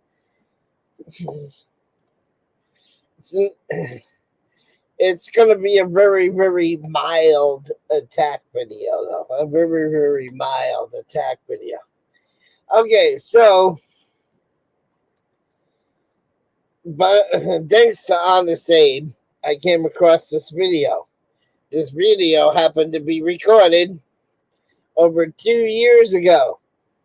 It's a video that was recorded when fucking Lady Di and Salty Ranch had their split. It's a video that was recorded when fucking she took everybody's rent. Betsy Peelers, Swammies, fucking the Salty Ranch, because of the whole David Earl Warren thing, also known as News Now Houston. Okay? So it deals with that whole debacle. And in this video, Lou Stefano, also known as the Salty Rant, badmouths me 3 different times. 3 different times it comes out of his mouth. EMO, the diaper wearing imbecile, or the diaper wearing something that likes to piss and shit all over himself, used to use people and then throw people away. Used to use people and then throw people away. Salty Rant said that 3 times in this video. 3 fucking times. Now, I'm not going to play the fucking video, but I will give you a link to the video where you can go watch it yourself. Okay? So, I heard, because not only did Salty Rant say it once, but he said it 3 times, and that's why we're here right now, because it pissed me off. It pissed me the fuck off. Now, there was only one person that I threw away off of my channel. One person. Which I'm going to take full responsibility for it, because I was duped by my maggot trolls. See, I'll even say maggot so this doesn't get flagged. Insert the F where you want, okay? So, there was one person that I turned on because I was duped by my trolls. And the only one person on YouTube that I ever turned on, which we all know for the record, was Lady fucking Di. Okay? Lady fucking Di is the only person that EMO turned on way back when, because the trolls were browbeating me into doing it. Do I know now that that was a mistake? Yes. Do I know now that it should have never happened? Yes. Okay? But the way Salty Rant makes it sound in this video, he makes it sound like I used and abused multiple people. So that's why I'm making this video, to get the record straight. Okay. So the first person we're going to start with today in this video is Andrew Brain, known as the Drama Dome. He was the first one that turned on me. Why? Because of you, Salty. Because of you, Lou Stefano. Because of you is why Andrew was the first one to turn on me. I didn't turn on Andrew. Andrew turned on me. Now let's go to the second one now. Jeremiah Reba was one of my fucking mods, because he became my friend after Andrew became my friend. And Jeremiah Reba, being this TV star, is like, EMO, I'm a TV star. I know how to handle being abused by trolls. I can clean up your channel. I can make me a mod and I'll help you with your channel. So Jeremiah Reber was here. Again, Jeremiah Reber turned on me. I didn't turn on Jeremiah Reber.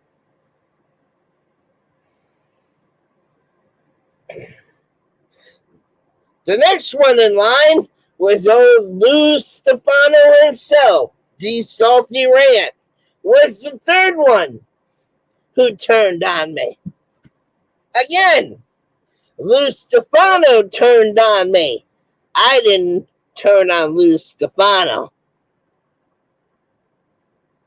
Okay, let's see who else. Let's see who else was no good. Then there was CFW, who orchestrated me going to Texas. I didn't turn on CFW. CFW joined Andrew and turned on me. All right, let's see who was after that. PDF. I didn't turn on PDF. PDF turned on me. Let's continue now. Now we're getting closer to more present eight. Then there was Gen T. I didn't turn on Gen T. Gen T turned on me. Then there was that faggot J. Emo's fucking brother.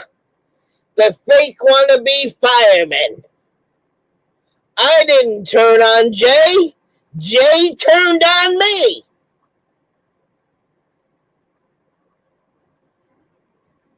And then, of course, there was Gen T in there bringing up the rear. So, do you notice the pattern that I just told you guys? All those people turned on me. So how do I go around the internet, salty rant, using and abusing people, and then just throwing them away? I just gave you a whole fucking list, faggot, of people who turned on me. They turned on me. I didn't turn on them. Do you understand that, salty rant? And you slandered me in this video 3 fucking times by saying Emo throws people away. I just gave you the list of who, and then let's not forget, fucking, who else was there that fucking turned on me? She-Wolf, she turned on me. I mean, She-Wolf or She-Devil, however you say her fucking name. She turned on me. I never turned on her. Bruce from Down Under turned on me. Never turned on him. Fucking who else used to come to my panels back in the day? Oh, the wannabe fucking gangster. Mike something or other. I can't remember his fucking name. He's another one that left my fucking channel. I didn't turn on Rick Crude. Rick Crude turned on me. So if anybody did anything abusing and using of people, I'd say it's all those people I just mentioned in this video, Lou. You don't know what the fuck you're talking about. Okay? Don't know what the fuck you're talking about. Because the only one that I will admit to using and abusing, well, not actually using and abusing, but the one that I will actually admit to throwing away is Lady Di. And let's get another thing straight, faggot trolls. Do you realize I could have paid Lady Di off 3 times by now if this channel would have been still monetized? She could have been paid 3 times over by now.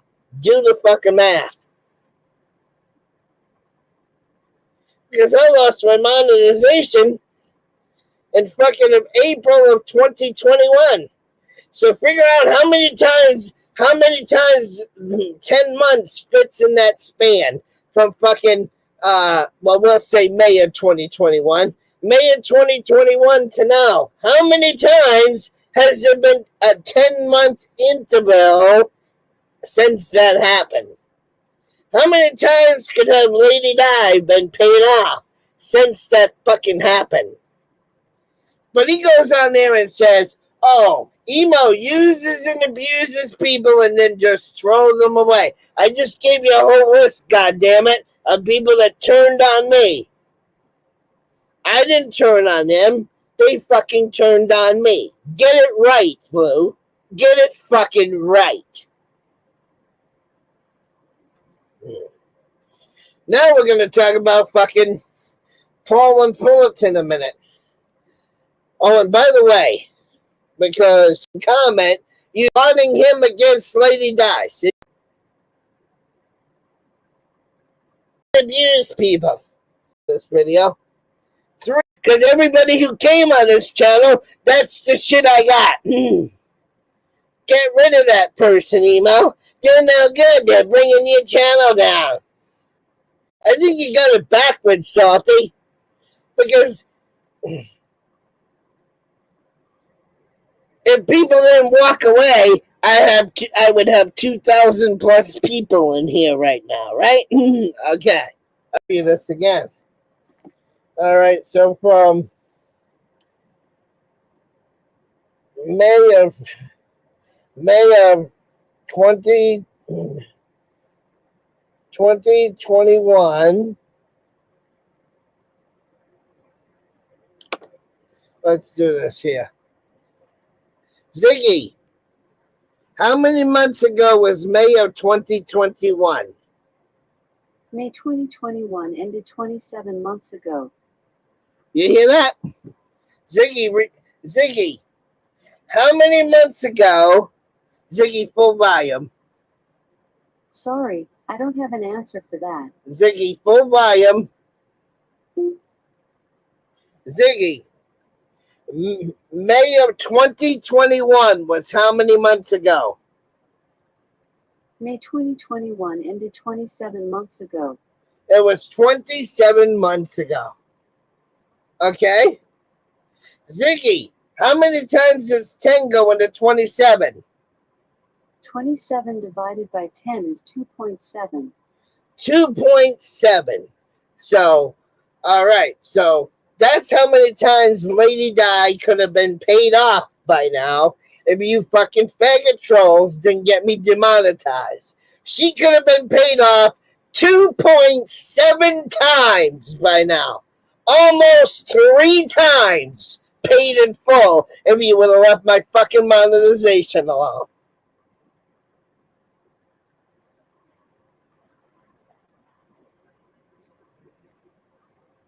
Uh-huh. So when I say Lady Di could have been almost paid off 3 times over by now, that's what I meant. She could have been almost paid off by 3 times over.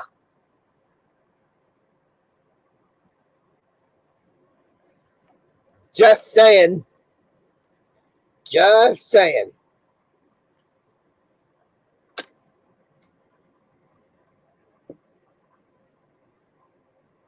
$3 months short of being paid 3 times over because you couldn't leave my money alone. And then I get accused of, oh, he was only out here for clicks and views. There's not one channel on YouTube that doesn't do YouTube for clicks and views. There's not one channel out here that doesn't have a fucking PayPal link in it. And just because I put a PayPal link like everybody else does, does not even make me a scammer. Do you know that I went to Flying Monkey's page the other day?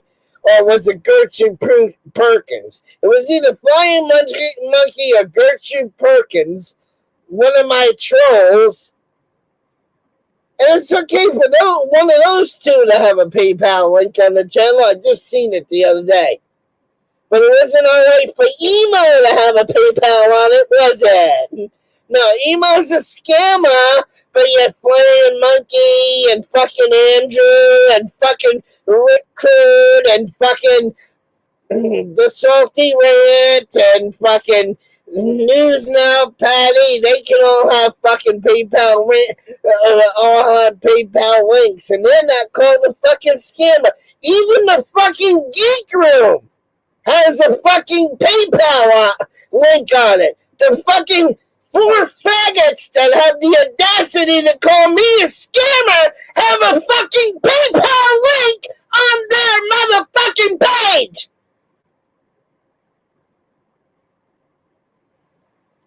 Ernie Chrysler, known as Secular Opinion, he's got a fucking PayPal on his fucking page.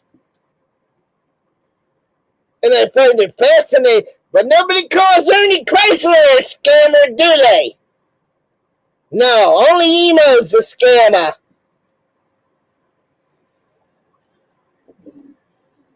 And you know why the Geek Room exists? You know why the four assholes of false perspective exists? Because they get clicks and views. If they didn't get clicks and views, they wouldn't exist. Now would they? If the Drama Dome didn't get clicks and views, it wouldn't have existed. If AC's shit show didn't get clicks and views, it wouldn't exist, now would it? If Lion Monkey's fucking wish she lied on me and with her fake medical degrees and shit, I'm still gonna attack Flying Monkey. That video is still coming. Right?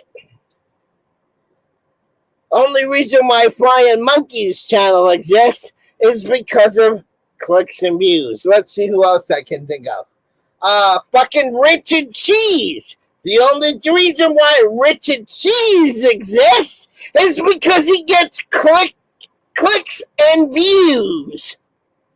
The only reason why Dragonite, instead of calling him the derogatory name, I'll be nice in this video and call him a proper name.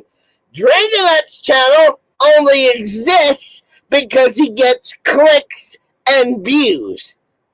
But everybody says, oh, Emo was only in it for the clicks and views. I dare you to tell me a channel that ain't in it for the clicks and views.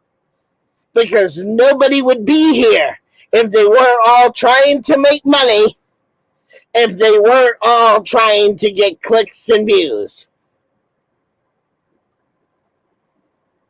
So, like I said, the only person I threw away off of my channel was Lady Di. The worst fucking mistake I ever made in my life. Yeah, he's trying hard. He's trying hard to get back with Lady Di. He's pushing it. At the end of this video, he makes an offer to come on her channel and do a public apology for the dick out and all that shit. So, anyways, folks, let's move on. We'll be right back after these messages. They're going to try and throw me in jail. I thought that was fucking hilariously funny. Well, Von Helton is drawing off them kids, and he ain't had them kids for 3 fucking years. We've got him now. We're going to throw his ass in jail now.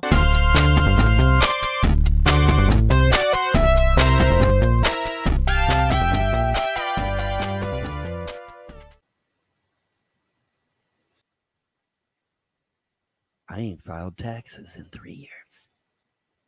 I just got off the phone with H&R Block yesterday. I haven't filed any taxes since the kids have been gone.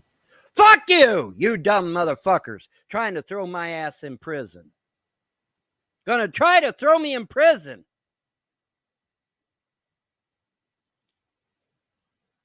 I ain't filed taxes, bitch. What now? And by the way, the YouTube troll that has been drawing money off these fucking kids, according to the foster parents anyway, is going to prison because they are going to prosecute. Oh, yes, they are. And I can't wait. I can't wait to find out which one of you goddamn motherfucking YouTube trolls was drawing money off them kids. I can't wait for that shit. Because foster parents have already told me they're going to prosecute your motherfucker. They're going to find you and they're going to prosecute the shit out of you. Foster parents have already told me that. And I can't wait to find out which one of you son of a bitches it is. It's probably fucking Paul Wayman. Is it you, Paul? Is it you, motherfucker? It's one of you sons of bitches. But yeah, I ain't filed no taxes. Fuck you. I ain't filed no taxes. Motherfuckers. I ain't filed no taxes. Try to throw my ass in prison. Drive my wife insane, destroy my marriage, get my kids taken away and adopted out. Fucking kill my mother. Try to steal my goddamn property. Did succeed in stealing my inheritance money. And now on top of it, you try to throw my ass in prison because I supposedly filed on my goddamn kids at tax time. Thank the gods I didn't file. But yeah, I got off the horn with H&R Block yesterday. I haven't filed since I lost my kids. So fuck you! Because I know where that shit's coming from. It's coming from you goddamn YouTube trolls. Well, it's going to bounce right back on you because whoever's drawing off them kids is going to go to federal prison. The foster parents have already told me. They've already told me that shit. I can't wait to see which one of you fucks is the one doing it. I can't wait. That's going to be hilariously funny. Because you are going to be in an orange jumpsuit, bitch. And I can't wait to see that shit. I can't wait to see which one of you it is. One little Reese cup started it all.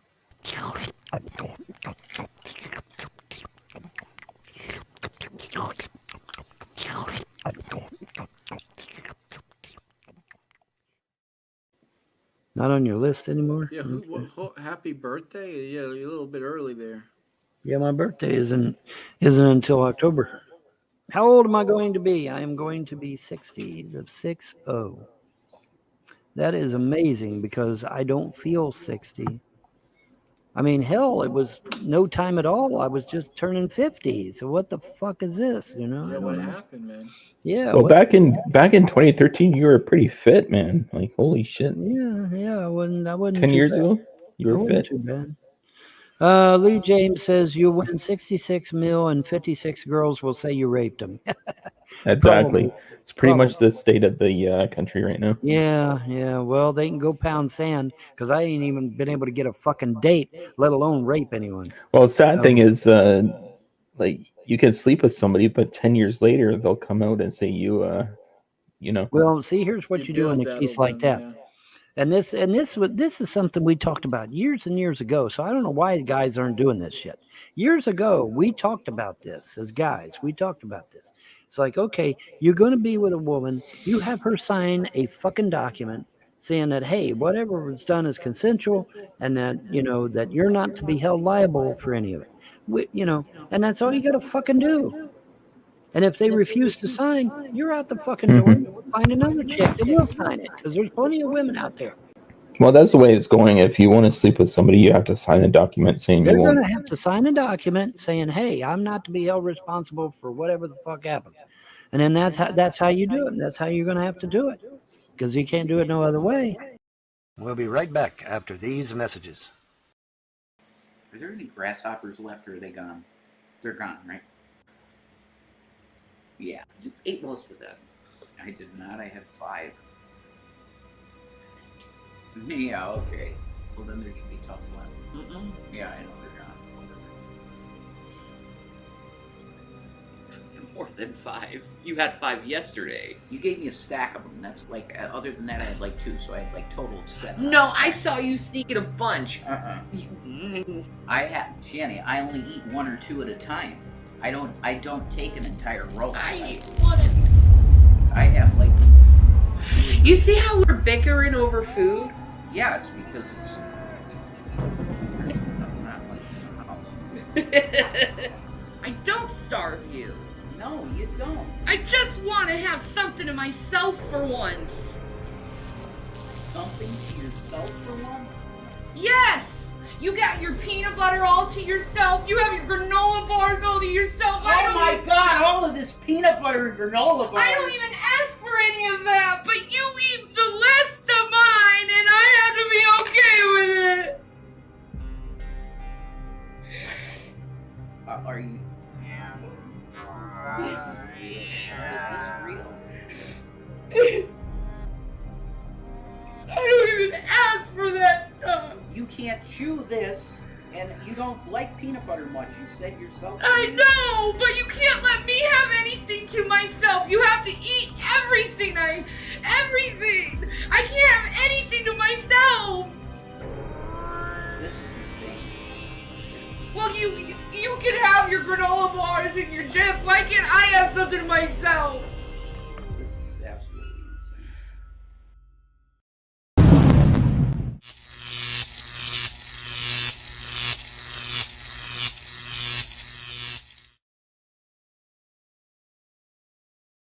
My channel.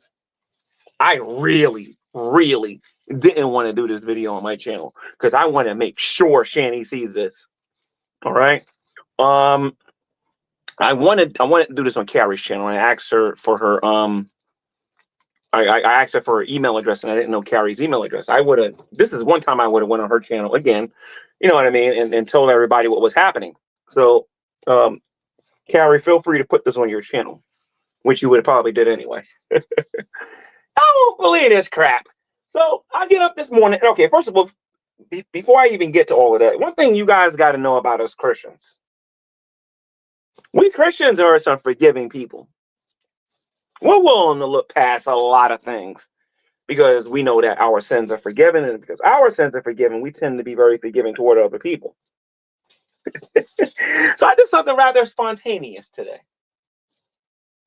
I know that there's a place I was thinking about buying over there in Dixon City, in Pennsylvania.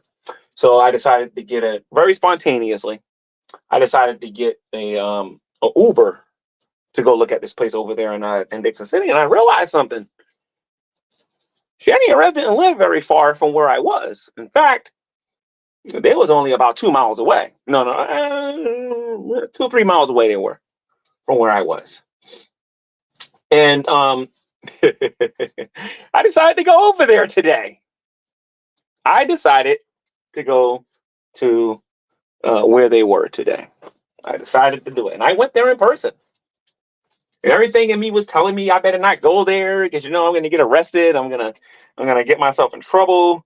And then next thing you know, the Drag's going to get a hold of it and laugh at me getting arrested, and BGTV is going to get it and laugh at me when I get arrested, et cetera, et cetera, et cetera. But that wasn't even my number one. My main motivation was to feed Rev. I ain't gonna lie, guys. I am getting a little sick and tired of this guy getting on camera looking like he's from Ethiopia or whatever. You know what I mean? Like he looked like he needed a meal or something. Plus, I wanted to do something nice for him. Very spontaneous. What I wanted to do for Jason. But I'm laughing, guys, because if I don't laugh, I'm gonna rant and I'm gonna say something on here today. So you guys gotta forgive me with how I'm expressing myself right now because somebody got away with murder today. So anyway, let me tell you guys what happened. I goes to Peckville. Went over there on their street. Saw Rev's car, didn't have a license plate on it and whatnot. I was like, okay, so maybe he's telling the truth about the condition of his car. I ring the doorbell once. Nobody answers. I ring the doorbell twice. Nobody answers. I go to ring it a third time, and guess who answers the door? Guess who? Shani. Shani answered the door. Shani answered the door. Shani answered the door. Now she's wearing, the clothes that she had on, if you want to call it that. She was wearing that curtain or whatever that mess was that she was wearing, but it wasn't black. It was a tealish bluish color. That thing that she had on that she was wearing that was covering her up or whatever. Now I gotta say that Shani does look like she lost about maybe 20 pounds or so. She did look like she lost a little bit of weight. But Rev, however, Rev looks like he hasn't eaten in a long time. He doesn't look good at all. I went over there, and my God, did she start calling me names? She says, "I don't trust you, No. I had a book bag with me, right?" Then she told me, "Empty your book bag because I don't trust you." And she started bringing up all these threats that I made to people and everything and whatnot. Had me open up my bag, and I said, "I got y'all some candy." This woman was so paranoid. I went in my bag and I said, "I got you some candy." Now, mind you, this is important for me saying this. All of this happened on the porch. I need to understand what I'm saying here today. All of this happened on the porch because I did not go inside and I had no intention of going inside. So I opened. Y'all need to hear this story. Y'all need to hear this. I should have recorded it. I would have never got as far as I did if I would have recorded it, unfortunately. So I pulled up the candy and I showed her in my bag. What I do have is the neighbor next door. I think the neighbor next door heard everything because Shanny threatened me a little bit today and everything. So we'll get to all of that. So I showed them the candy and they was like, well, what's in the other pockets? And Shanny was being all cautious and she wasn't scared or nothing. Y'all got to hear this story. I pull out my wallet and I said, I got money. She was afraid of a wallet with money in it. So it gets even better. Okay? It gets even better. Because after I showed her I had no weapon, she said, what's in your pocket? I pulled out my phone. And I was tempted to do the whole Hebrew Israelite thing and pull up my phone and start recording everything. But no, I wasn't there for that. I was in PA for business and want to do my thing. So here's the thing now, okay? She starts getting all bold, getting all a certain way, start calling me all kinds of names and whatnot. I said, I'm not here for you. I'm here for Jason. And I'm here to discuss business with Jason. So Rev said he didn't want to see me. So now I got two people there telling me they wasn't that crazy about seeing me. So, I'm back in my mind, I'm thinking I better hurry up and get out of here because they both said, but then I decided to push it a little bit. And I was like, no, Rev, we need to talk, dude. I sold the house, which to my surprise, I don't think he knew about it. Now, can somebody please explain to me how this man did not know that I sold the house? He didn't know I sold the house. Irv ruined his own life. You need to listen to the whole story because you don't know what you're talking about. Just listen now, okay? Listen. I'm just trying to tell this in a very entertaining way. So, and mind you, you also need to understand this too. This woman called me the N-word to my face, and we're gonna get to that. So I'm up there and whatnot. Shanny's getting all bold and whatnot. Rev said he didn't want to see me. I said, as soon as I mentioned I sold the house, Rev wanted to talk to me. Right? I said, Rev, I want to talk to you about some money. So he came outside. Shanny kept interrupting me. You guys know how they get on stream and Rev tries to talk. And now, here's the thing. I don't have a complaint against Rev in this video. Most of my stuff I'm going to be saying in this video is going to be about Shanny. But me and him was talking, and I was like, let's go have a sandwich and talk about a few things because I wanted to get him an RV. I wanted to get him because he said his car was fixed. His car was broken, right? And it wasn't working.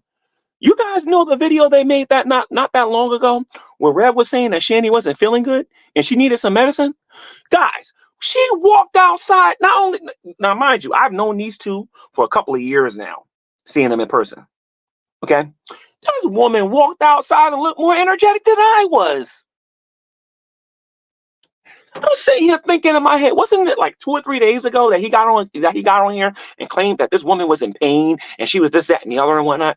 This woman looked like she was in better energetic spirits than I was.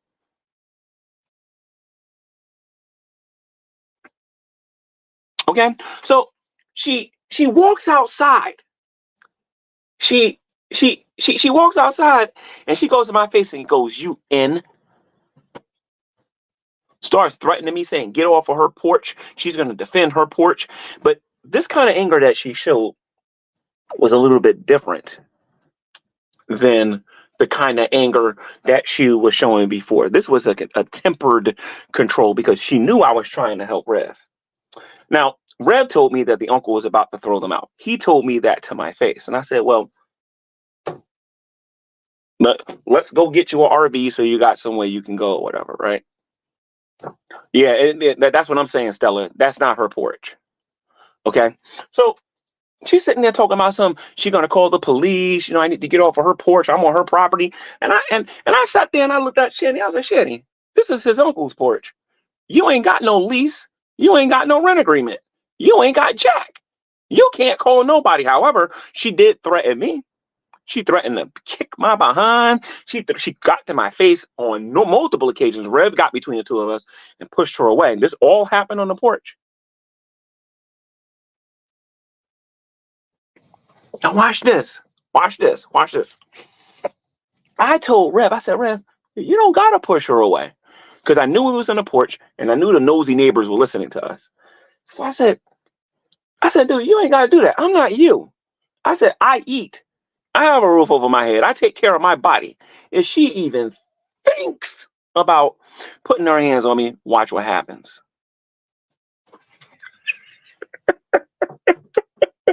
This way it gets good. This is where it gets good. So she's sitting in my face trying to get me to hit her. She ain't changed her whole tack. Now she's trying to get me to hit her.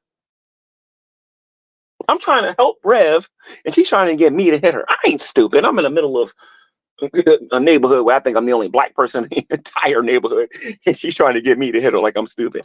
So I'm sitting there. I just got finished getting called the N-word. She just got finished threatening me, and I said, Shannon, you're gonna be homeless. I said, you're gonna be homeless. I don't think you understand your situation. And then she's made some other smart statement to me, and I looked at Shannon. I said, Shannon, if I want to, I can call his uncle right now and buy this place right now if I want to. I told her, and I said, Shannon, what do you think I'm going to do if I buy this place? I'm going to kick you, Shannon, out of this place. I'll let him say, and I'll kick you out. She got quiet so fast, you guys never seen it. You guys never seen it like this. I completely shut her up. Then I went back to Jason. I tried talking to him, and I said, listen, man, I don't have a driver's license. Let me try to get you a REV or whatever. Anyway, Shannon kept interrupting, and none of that happened. Long story short, she grabbed him. Well, no. First, he was going to go inside to get his sneakers, and we was going to go get a sandwich and discuss some business. And then Shanny said some things, and then Rev said, and I quote, now how do I say this on here? Rev said, because Shanny wasn't listening to the nice part. Rev said, get the F in the house. Very sternly he said it, and then she went in the house. And then he told me, and I said, listen, man, I have a debt to you. And he said to me, I release you from your debt. This is what he said to me. And then I said, listen to me, I can help you with your car. I can help you, but there's going to be conditions. And I made sure I said that. I said, I'm not just going to give it to you, because Shanny kept saying, well, if you're going to give him the money, just give him the money and leave. I said, I'm not going to do that, because you ain't going to take the money from him and start buying Delta 8 and all other garbage and whatnot. It's not going to happen. And that got her even more mad. So I told Rev I would give it to him in Apple stocks or something like that. You know what I mean? I said I would give it to him in Apple stocks, and I would give it to him in Cash App or whatever, but he would get it in conditions that he used it to better his life and not to buy cigarettes or Delta 8. And before I could say anything else, they ended up going in the house, and he told me he released me from it or whatever. And I said, you do understand you're telling me that you don't want your car fixed. I want y'all to hear me on this one now, okay? He said that he didn't want me helping fix his car. He didn't want me to buy him no food. He didn't want me to do any of that, because he was concerned about, like, you know, how Shanny felt and everything and whatnot. And I get it. I understand. He wants to be protective of his relationship and whatnot. But guys, and this is for the teddy bear 55s of the world. This is for the Jules and everyone else out there that keeps believing their stupid stories when they sit there and say that they need it for medication and all this other stuff and whatnot. When I tell you there's nothing wrong with Shanny, listen to me. There is absolutely nothing wrong with her. It's cold today. It's raining today. No fibromyalgia. No, there was no osteoarthritis. There was none of that garbage today. That woman looked like she had more energy than me right now. And all I could do riding back to Dixon City was laugh my butt off, because I'm going to tell you guys something about me. If I wasn't laughing, you guys would all be laughing at me via body cam footage of blood being all over my fist from beating the crap out of her for what she said to my face. And it is a very good thing that I have this thing about me where I start to laughing when I'm really mad, when I'm real mad. Because I'm going to tell you something. I was going to go Kurt Angle on her. I said, you want to act like something wrong with you? You let me get a hold of that ankle of yours and watch what happened. I died. It wouldn't be the first time I did it to somebody. So the point is that Jenny's lying to all a little bit of weight. And the reason why her glasses are crooked, because when she came outside, her glasses was crooked. I have to correct myself on this. She's missing one of the things on her glasses. And that's why her glasses were crooked. She doesn't have both things on her glasses no more. That holds up the glasses or whatever. And that's why her glasses are crooked, because she came out there with the crooked glasses. You guys had to see it. It was funny. But Rev, believe it or not, Rev wasn't disrespectful. He wasn't Shani was extremely racist today. Shani was extremely racist today. She was extremely racist today. So Jules, you like to go out there and talk about how GMAN got racist friends? Teddy Bear 55, you want to talk about how GMAN got racist friends? I don't know, man. Ain't a pretty good look on you guys no more. I got called the N-word to my face, and they lived it, and she lived to tell the story.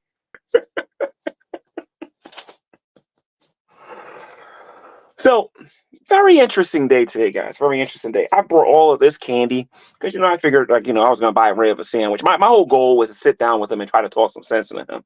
I'm not going to lie. I didn't get to say this to Rev, but I wanted to talk with him and get him to come up with a plan where he can find a job, where he could try to stop getting on YouTube and begging for money all the time, which is what I know he really wants. Where he could be a little bit more self-sufficient, and how I can help him do that. Where he doesn't have to worry about having a roof over his head, because if he has the RV, he can park it wherever he wants, and he can sleep there while trying to find a job, which would have been the condition, because I would have took it back had he not found a job or whatever. And I was going to explain all of that to him. He would have had to sign some documents and everything and whatnot, because I'm not just going to just give it to him and not have him try to do something with his life or whatever. But Shani was under the impression that because I freely got a house, that I should just freely give him money when he has a drug problem, and I'm not going to do it. I'm not going to do it. And then this guy's got bruises all over his body. He's got bruises on his lower leg. I don't know where those bruises came from, but he, for those of you who are Christians and watching this, y'all need to pray for him. Y'all need to pray for him. And for the reaction community, believe it or not, Jason's coming around. Listen to me. Whatever y'all doing, keep doing it, because he's coming around. I think he sees what a lot of people are talking about. Because I went over there today to try to help him, and it wasn't the uncle. It wasn't his circumstances. It wasn't some mental issue or whatever. Shani prevented him from receiving any help at all today. And I risked my freedom today. I risked my my well-being today. Shani could have punched me right in my face if she wanted to today. She was that close to me. She was claiming she was angry. And for the ladies out there, I know when you guys are angry. But Shani was more of a sophisticated angry. I don't know how to describe this. Oh, and one more thing. She didn't stink. I got to hand that to both of them. Neither one of them stunk. Shani didn't stink, and he didn't stink. Because Shani was so close to me, I would have smelled it. Shani smelled like she took a bath. Me and Rev were close enough where I can assume he took one. But Shani was close enough to me to kiss me or whatever. Like, Shani was like close in my face or whatever. She was violating my personal space for a little bit there, but all I could do was laugh. Because I was under the impression that she was trying to get me to hit her. She was trying to do anything and everything to get me arrested. And that just wasn't going to happen because I'm not stupid.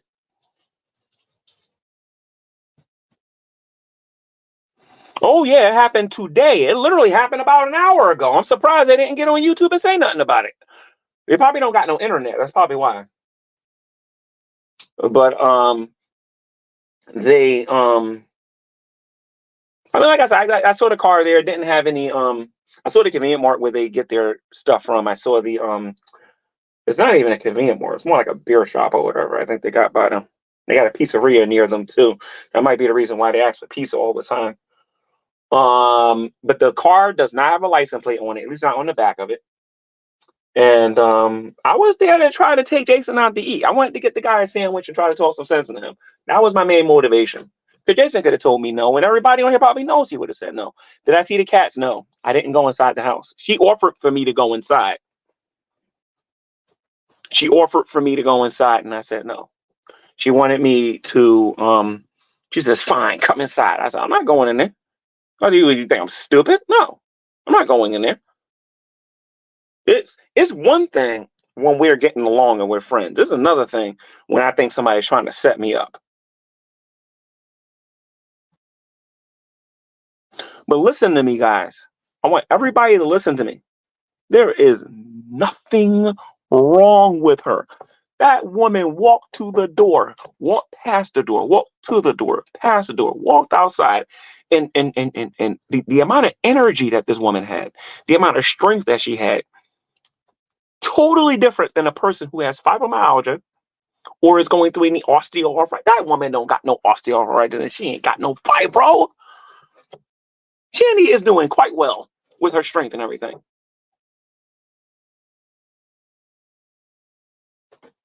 But I had to tell you guys, I was trying very patiently to wait for Carrie to answer my my email request. My email request. I was trying to find out what her email was, and I don't know her email. And I wanted to go on her channel and talk about this. So I think we get the gist here. We get his side. Let's see, because Rev did make a response. So let's take a look at his version. Thank you, Graveyard Flowers. Do do do do do do do.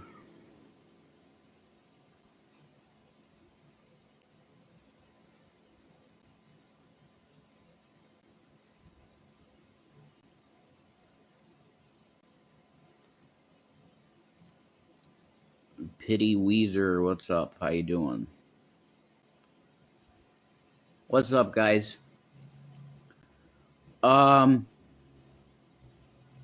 First of all, I'd like to apologize because we made, we made the crime and gaming channels. We've had other stuff on our plate that we've been thinking about and doing, and taking care of mental health and stuff like that. Wise Guy, what's up? Hi, Stella. This is not in relation to that at all. This is something that I want everybody to know. Because, well, in case something else happens, I want it on record what happened today so that you guys know. The people that we care about, yeah, God bless you too, Wise Guy. God bless you. Okay. So me and Shani are in here sitting watching a true crime video. And we hear a knock at the door. So we're like, oh shit, what the hell is this? I knew it couldn't have been police because I looked out the window. There's no cop cars. There's nothing like that. So, okay, thank God for that. But I get to the door and I look out the front and through the cloth thing, we have, it's like this, one of these sheer curtain things on the door. And who do I see? None other than G-Man. It was G-Man at her door. Yes, that's correct. He just got on his bike. He said he came from New Jersey, I guess, specifically to come and show up at this door. I'm going to be honest, immediately when I saw his face, I was like, oh, shit. Yeah, Wise Guy, it was G-Man. He just showed up here. So I said, I didn't even answer the door at first because I was like, holy shit, what is going to happen here? So Shannon got up immediately and went and answered the door and basically said, what do you want, right? He said that he wanted to talk to me specifically. So they were going back and forth at the door for a little while. And if you want to talk on this at all, you can too, honey. I told him that he needs to pull out his pockets, that he needs to show me what's in his backpack, because I don't know if he has a gun or not, because he's already threatened Alfred Mims. That's true. That's true. Yeah, Teddy Bear. Yeah, G-Man came over here, dude. He just showed up. He had a bike. Oh no, man, that's bad news. It was bad news. It was, and thank God it didn't go anywhere violent. But I said my few choice words. yeah, let's just say that it got kind of heated, but there was no violence, thank God. Nothing like that happened. So G-Man came down here, I think, basically to tell me. He told me that his sister was insisting that isn't G-Man technically trespassing? He will be if he comes back, and that's why I'm making the video. Thank you, wise guy. You're keeping me moving this video fast so that I won't be going 20 minutes because I like to go into detail when I explain things, so thank you. I'm making this video mainly to say to G-Man directly, and I know he'll see this, of course, because this is the only place that we're at, and the reaction channels will take this and use it. Carrie's probably on right now. So I want Gary Lamont Moore to know right now, starting now, that if you show up at this residence again, that you were to today, the door will not be answered, so it's stupid for you to come anyway. The door will not be answered, and the police will be immediately called, and they're going to escort you off the premises for trespassing. That's what I want known. You detail as much as you want, Rev, especially Jenny. Okay, thank you, Teddy Bear. Sorry, don't rush. I'm just like, I don't like him showing up at your door like that. He's been very nasty and mean to you both. Yeah, I know, wise guy. Thank you. Oh, he demanded me to apologize to him over, what was it? What was it that I said it was a death sentence if I was in a car? It is. Well, the clothes thing too. Like you said that I threw your clothes away. You did. Yeah. Well, I mean, if we want to explain all of this, it's like it doesn't need to be explained. He did all this stuff. Yeah. Yeah, he did it. Whatever. Put us in a hotel where we couldn't even drink the water because it had bacteria in it. True. Chose the cheapest hotel he could find. That's true. And then what happened with that hotel? Well, you guys already freaking know. Oh, yeah. Teddy Bear says that he had him on panel and he was hard on us. Yeah, I know that he's been talking shit. I know that. But every time he's in person with me, he's like really nice and shit. So that it's manipulation because the guy's a narcissist. He's and mentally ill. He's extremely mentally ill. Restraining order, I agree, Teddy. Yeah. We might if he came back, if this becomes a problem where he shows up here more, that's going to have to happen. Absolutely. We'll have to file a restraining order. I got to go to Scranton for that, and it's a pain in the ass. You got to go to the goddamn courthouse and all that bullshit. Do I want to be involved with that? No, I don't.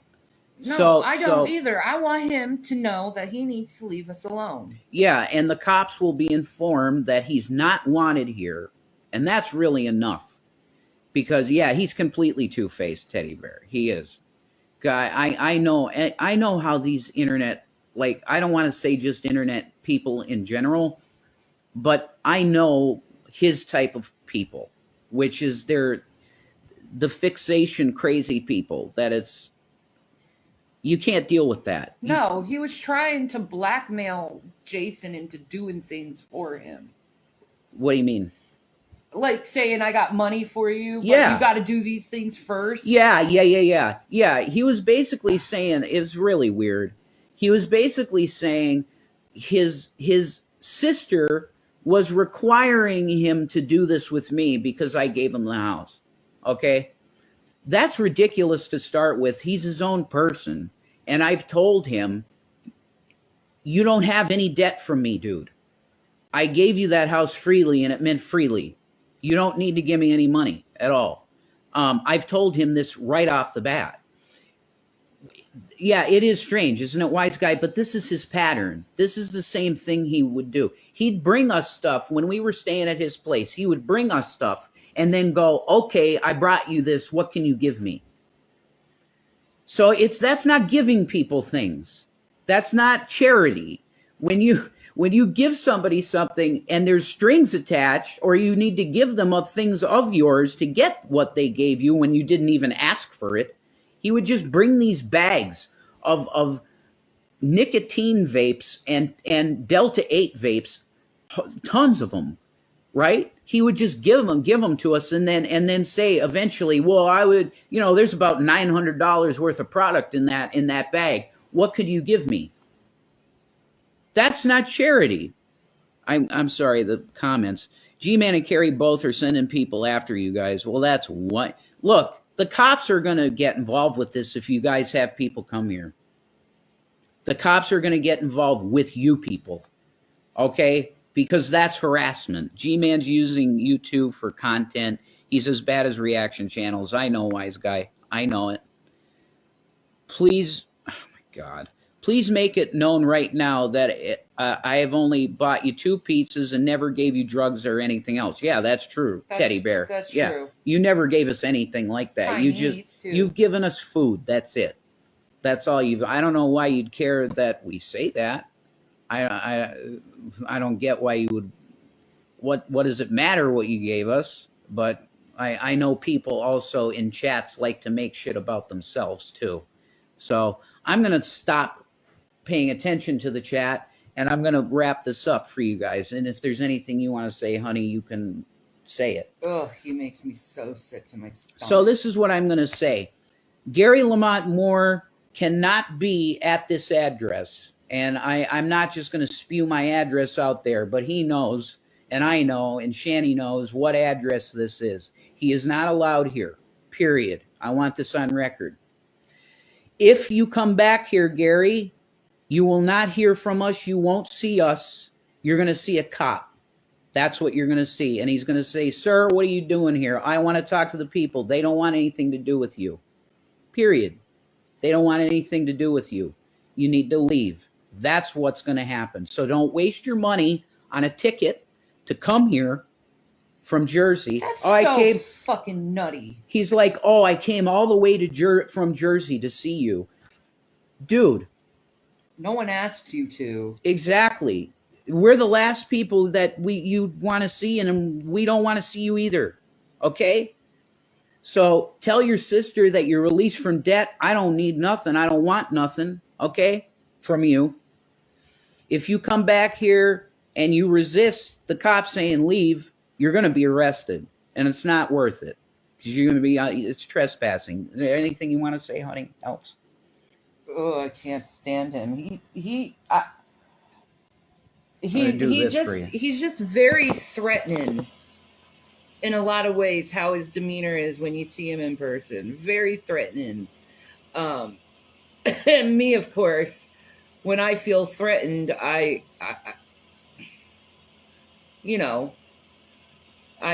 become a bull in a china shop, and like, I want nothing to do with this guy. I want nothing to do with him. Like, he thinks he can fix things, and he thinks he can demand, like, apologies for something I don't even feel sorry about. No. That's just bullshit. Like, I don't go every day and attack him. He attacks me every day. Right.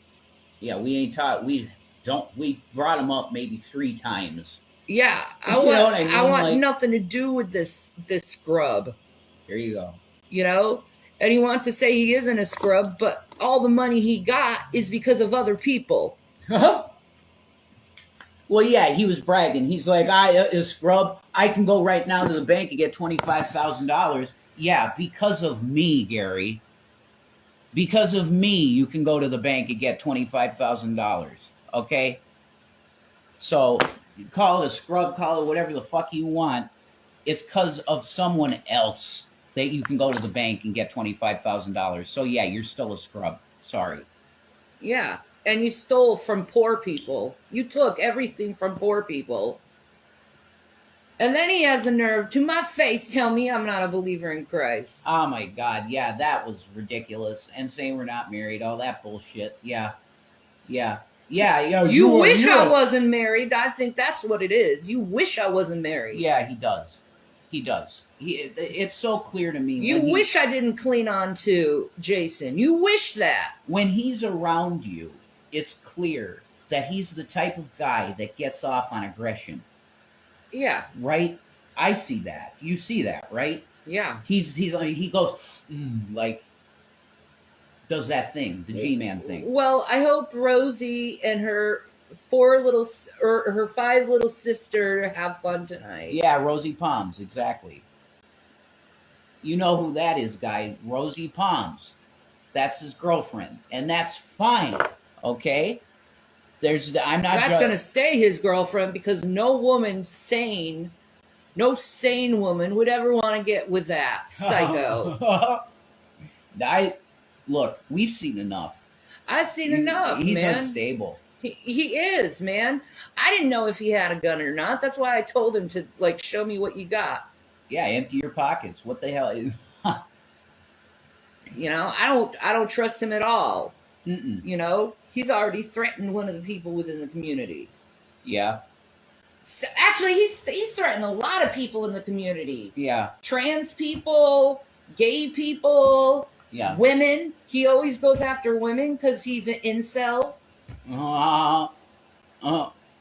He says he dates, but I don't know. No, I can't see a woman ever wanting to be with that and his sweaty ass. Oh my goodness. Anyway, I said what I needed to say. Don't come back here, Gary, because you're getting the cops. That's it. Yeah. Do you want to chat some more? It's up to you. If there's anything. I don't see how anyone trusts him. Nah, I don't see that. And this goes on and on. Like, something shows up on the internet of this encounter, then he was recording it. And then we can do lawful action toward it. Yeah, he showed his phone, though. He wasn't recording it. The point is he's trying to utilize money and now documents. We'll skim through. Stupid reason. He's trying to use this to get back in our life. Mm-hmm. That's as simple as it is. That's great. But you know what? I'm not going to let this bother me. No. Because he's just a punk. Yeah. It turned out okay. He's just gone. He just left. Each other. Yeah. We love each other. Exactly. That's right. We want to be together till we're freaking old. Till we're gone. That's right. You know? That's right. That's right. And it says in the Bible not to let any man get in between a marriage. What's he doing? Yeah, what's he trying to do? Yeah. He goes ahead and tries to call me a fake Christian because I get angry at him because he showed up in my porch unannounced. Right. Mm-hmm. Yeah. And now whatever he has of a conscience is getting to him, and he's like, well, maybe I should give these people money.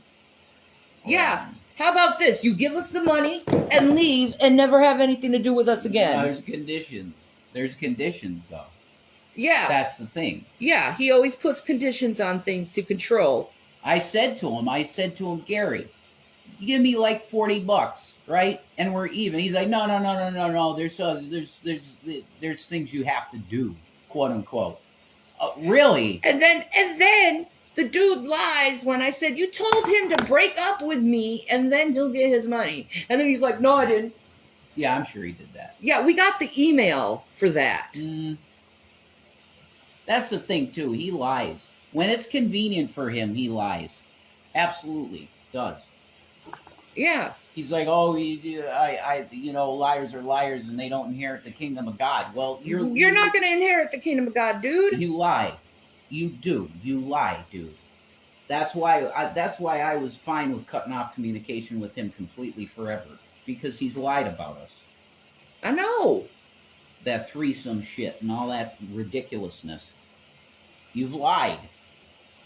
Just get out of my life. I'm not going to have a fucking liar in my life. You lied and defamed our characters. Why would we want anything to do with your ass? Exactly.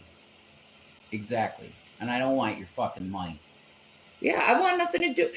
The dude was saying he was going to buy us an RV. Yeah. I don't want an RV. How do I know he doesn't have cameras in it, or he didn't jerry rig it for it to blow up, or who knows? Yeah. with this guy. I've heard his threats toward Alfred Mims. Yeah. He literally was going to kill him and his whole family. That's from him. We heard this directly from him. I have a plan to That's why I had him empty out his pockets. Mm-hmm. And then he's saying, "Oh, let's go down the corner and have me and him, just me and him, go have a meal together." Yeah, right. Are you kidding me? I don't know what's in your backpack. I don't know what's in your mind to do. Has he been texting you before he came over? No, we have him blocked on everything. Yeah. You think that would tell him that we want nothing to do with him if we're having blocked on everything? Well, his excuse for that is it's like you manipulating and you're just blocking him on it. No, I feel the same. I don't want any contact with him whatsoever. None. So he always has a way to manipulate shit. Yeah, he does. He does. And I don't want to deal with that. No. I don't want to deal with that. I got off social media. I'm feeling a lot better about my life. Good. You know, and who I am as a person. Yeah. You know, I'm working shit out with my therapist. Mm-hmm. I'm doing me, minding my own. And he has to show up at my door when I'm in a good mood. Yeah, that's the devil, man. Yeah. You're coming along with your mental health and that happens. That's the devil. There's no doubt. Right? Yeah. He comes to nip at your friggin' ankles. That's right. And I ain't doing it anymore. Good. I don't need to be stressed out like this, like I was. Mm-mm. No. Hell I'm no. fine doing me and taking care of my own. Amen. Who knows? I don't know that number. I don't care who that number is. Bye-bye. Yeah. Oh. Bye-bye. The cops in our area watches us. Mm-hmm. They're fans of us. Yeah, well, they know that we're okay, but Shout out to Peckville PD. Yeah, it's Blakely PD. But Or yeah. Blakely PD. Shout out. Yeah, we're cool. We're all good with that. But I don't want law enforcement involved with my life. There's no need for it. But if he comes back here, there's gonna be a need for it. Yeah, and you guys got to watch out too, because he might end up at your doorstep too, because he's threatened that before. I'll just show up at their door. Mm-hmm. Which one? That BPD girl. Oh yeah. That Delvin. Like I got BPD, man. Yeah. I don't need to be triggered. Which is why I asked for Delta, because I don't have that. I don't have a psychiatrist because none of the psychiatrists take Medicaid anymore. Joe Biden, can you help with that? No, our governor needs to work on that and get more psychiatrists to do Medicaid. Yeah, absolutely. I want nothing to do with GMAN anymore. I want nothing to do with them. This is not Shanny saying that. It's me. All right. Well, let's take a brief moment here and take a look at GMAN's response. Right?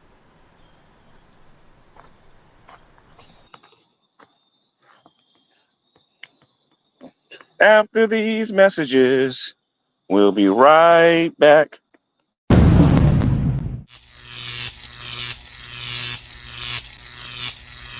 Channel, and today I definitely want to respond to this video that I just saw on Graveyard Flowers channel, where Rev was once again forced to make another YouTube video in the middle of the night or the middle of the day or whatever.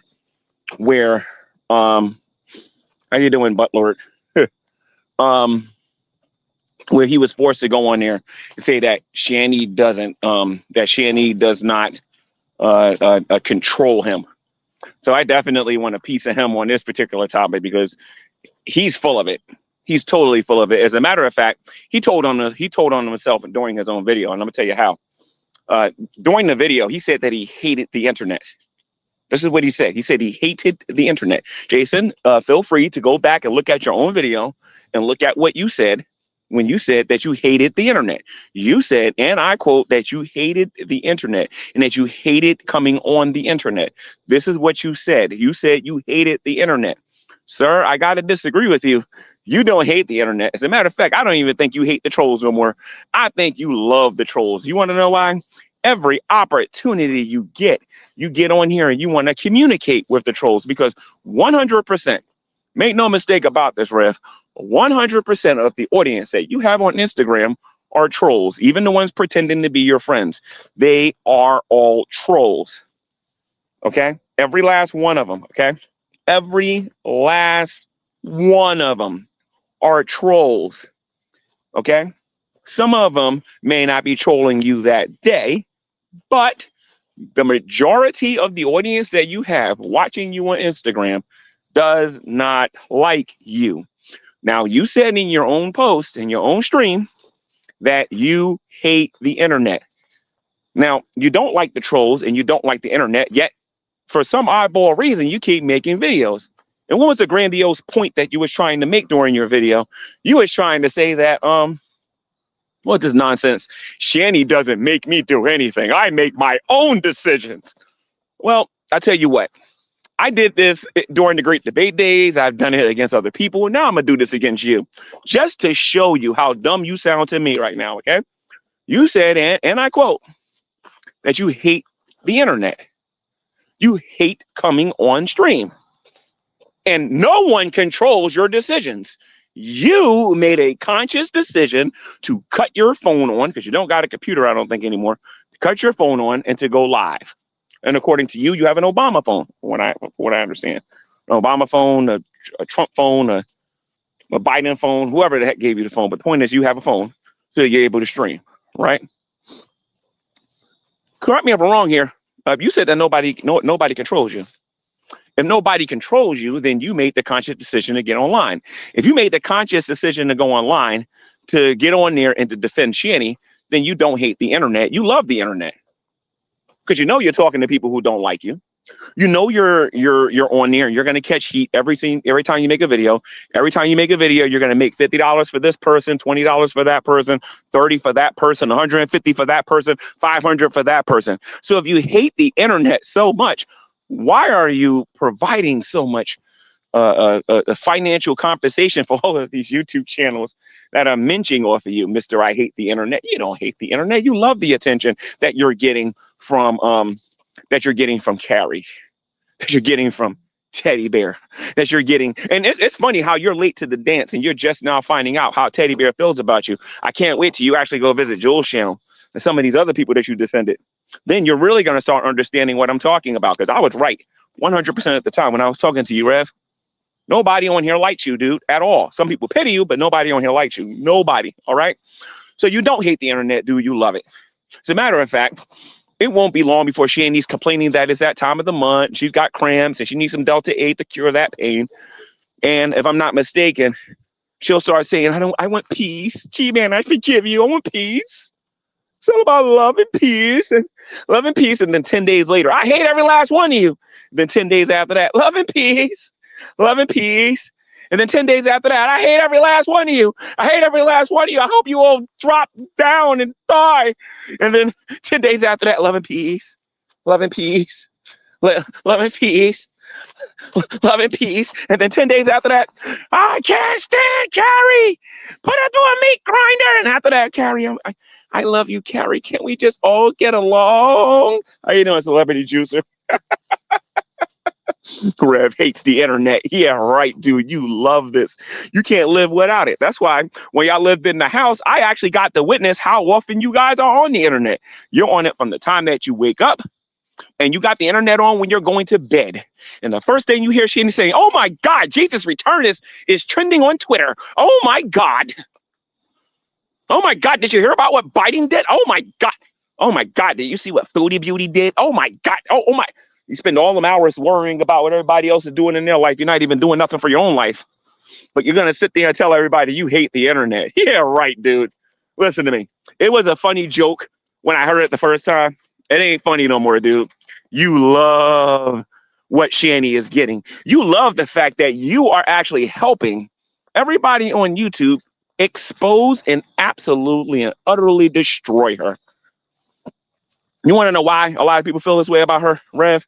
And you don't like this. But since you're the only person that's going to stand up for her, and I got something to say about that too, by the way, but we'll get to that in a minute. Since you're the only person that wants to stand up for her, Rev, tell me something, dude. When you saw me in person and I asked Shanny to do the one thing that she had to do, and that was apologize to me about the blood clots. She didn't do it, and she got online and she still didn't do it. Even though she told a bold-faced lie on social media. She said, I'm probably going to die. I'm probably going to die. I'm probably going to die. I'm probably going to die. I'm probably going to die. I'm probably going to die. 1 year later, and she's still here. And she's still here. No blood clots. None of that garbage. None of that stuff. And as a matter of fact, she looks healthier than you, Rev. She's quick in her steps. She can move faster than you. I think she could beat you in a race, you know, with all that fibromyalgia. And I'm going to tease you about this, dude, because you know that she was getting on here lying about her medical condition. You know that she's lying on here about having cancer. And you know what? That's pretty messed up that you would defend a barracuda like that would get on here and pretend that she's dying of something that your mother died of. Yeah, go ahead and defend her. Because remember when I used to do it, Rev? What was it that I was requested to do from Shanny? I believe she told me to stop defending her. I do believe that's what she said. I believe it's on this YouTube channel, on what's that channel that's got all of her hotel sagas on there? What channel is that? That's that it's not XS Archive. What channel has that? Fat Courtney Love, XS Archive. I forget the channel that has it. Somebody could put that in the link or whatever. But the fact of the matter is that she got on there on multiple occasions and said, man, stop defending, stop speaking up for me. You even spoke positively about Burnt Toast, who was absolutely destroying you in the background, and you didn't even know it. So all I'm doing is fulfilling your wish, Annie. I'm not defending you. And Rev shouldn't get mad that no one is defending her, because every time somebody tries to defend her, she asks them to stop doing it. So, Rev, you're the only person that's left to defend her, right? You're the only person left. Tell me, Rev, how's that cancer going with her? Because now I'm going to say some things, and I hope to God you get bombarded with 1 billion emails on this topic. And let's see you defend her on this. What happened to her cancer? I'm curious. What happened to her cancer, Rev? Why don't you defend her honor, Rev?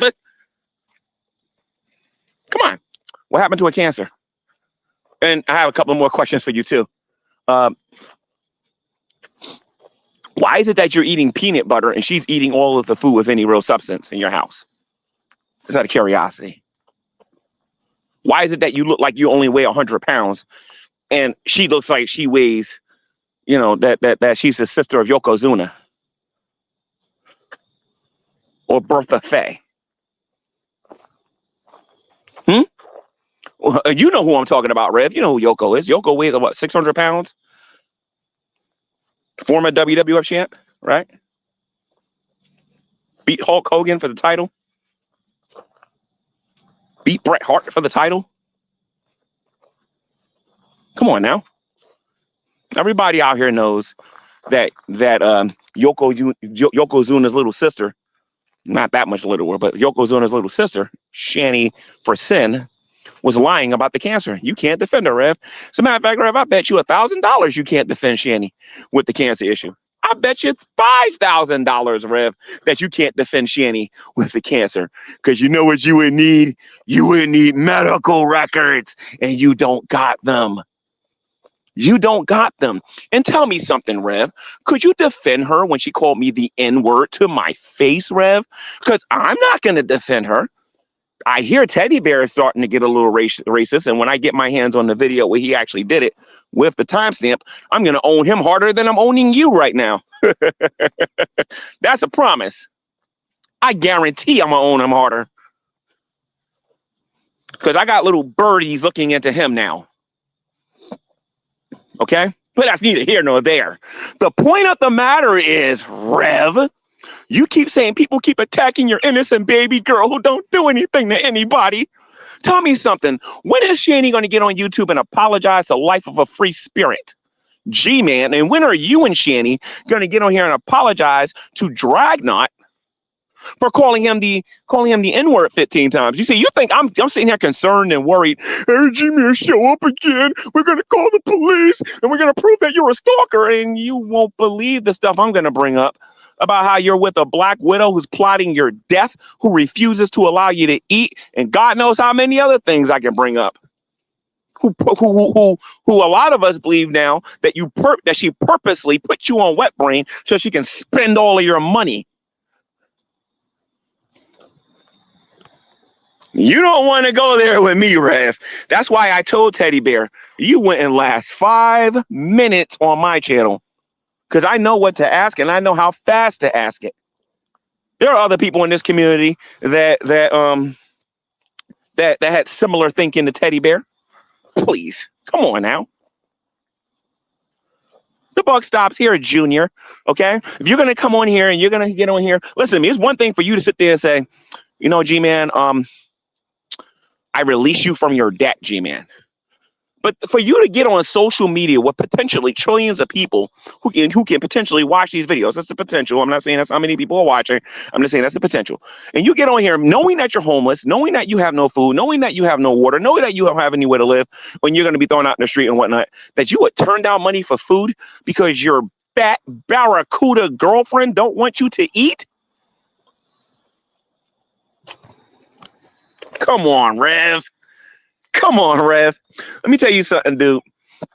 And people need to understand this about us Christians, okay? A lot of people hear us talk about the Bible and talking about Christ and talking about his holiness and all that and whatnot, and they forget that we got a pass. I got a mouth on me that is most of the time, the majority of the time, restrained. But if I ever unleash on you, Rev, you'll never show your face on the internet again. You have no idea some of the things that I want to say, Junior. But the point is this, because I want to make a point. Okay, you sat there and said this woman doesn't control you. Tell me something, Rev. Since she didn't control you, what about that time when you guys was living? Was that the hotel or was that the uncle's? I think it was the uncle's. I think where you was on there and everybody clearly saw that you didn't want to be on there. You made the video anyway. You was manipulated to do that, right? Tell me something, Rev. Was it your own decision to do porn, Rev? Was that only your decision? Was you not manipulated, forced, threatened to get beat up? Hint, hint, hint, hint. If you didn't do the porn, Rev? Or do I need to talk about that? This woman is beating you and you know it. And if you don't be a good little boy, she's going to throw you out of your uncle's house. And you're stupid enough to get up and leave and be thrown out too.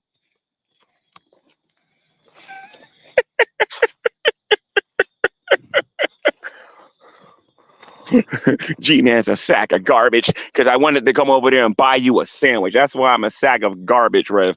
I want you to sit down and think about that a minute. A week ago, you was complaining you ain't have no food and you was hungry. Somebody comes and finally wants to feed you, and this is what you say.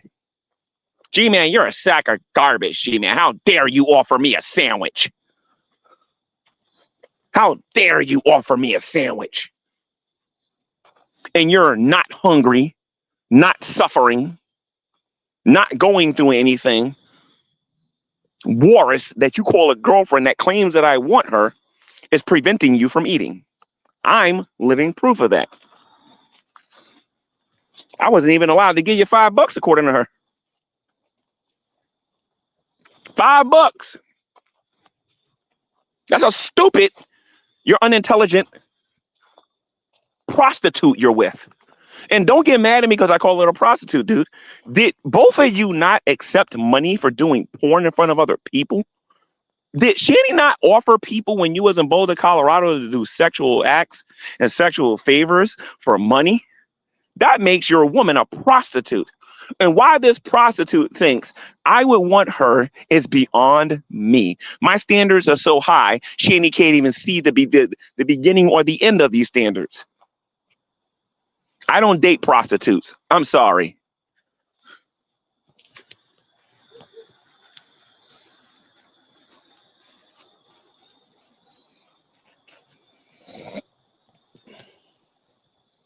So, Revy boy, why don't you go on your channel and defend your woman? Go in there and defend her honor, because I'm sure you'll have a good argument for all of the lies she said about having cancer.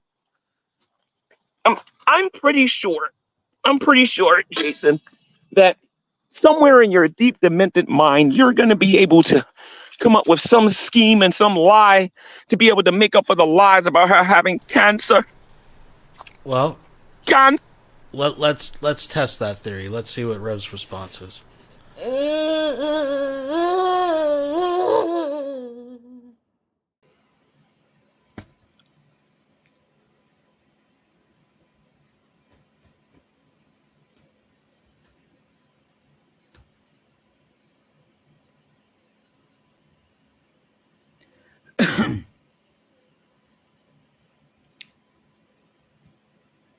Hello, hello, hello.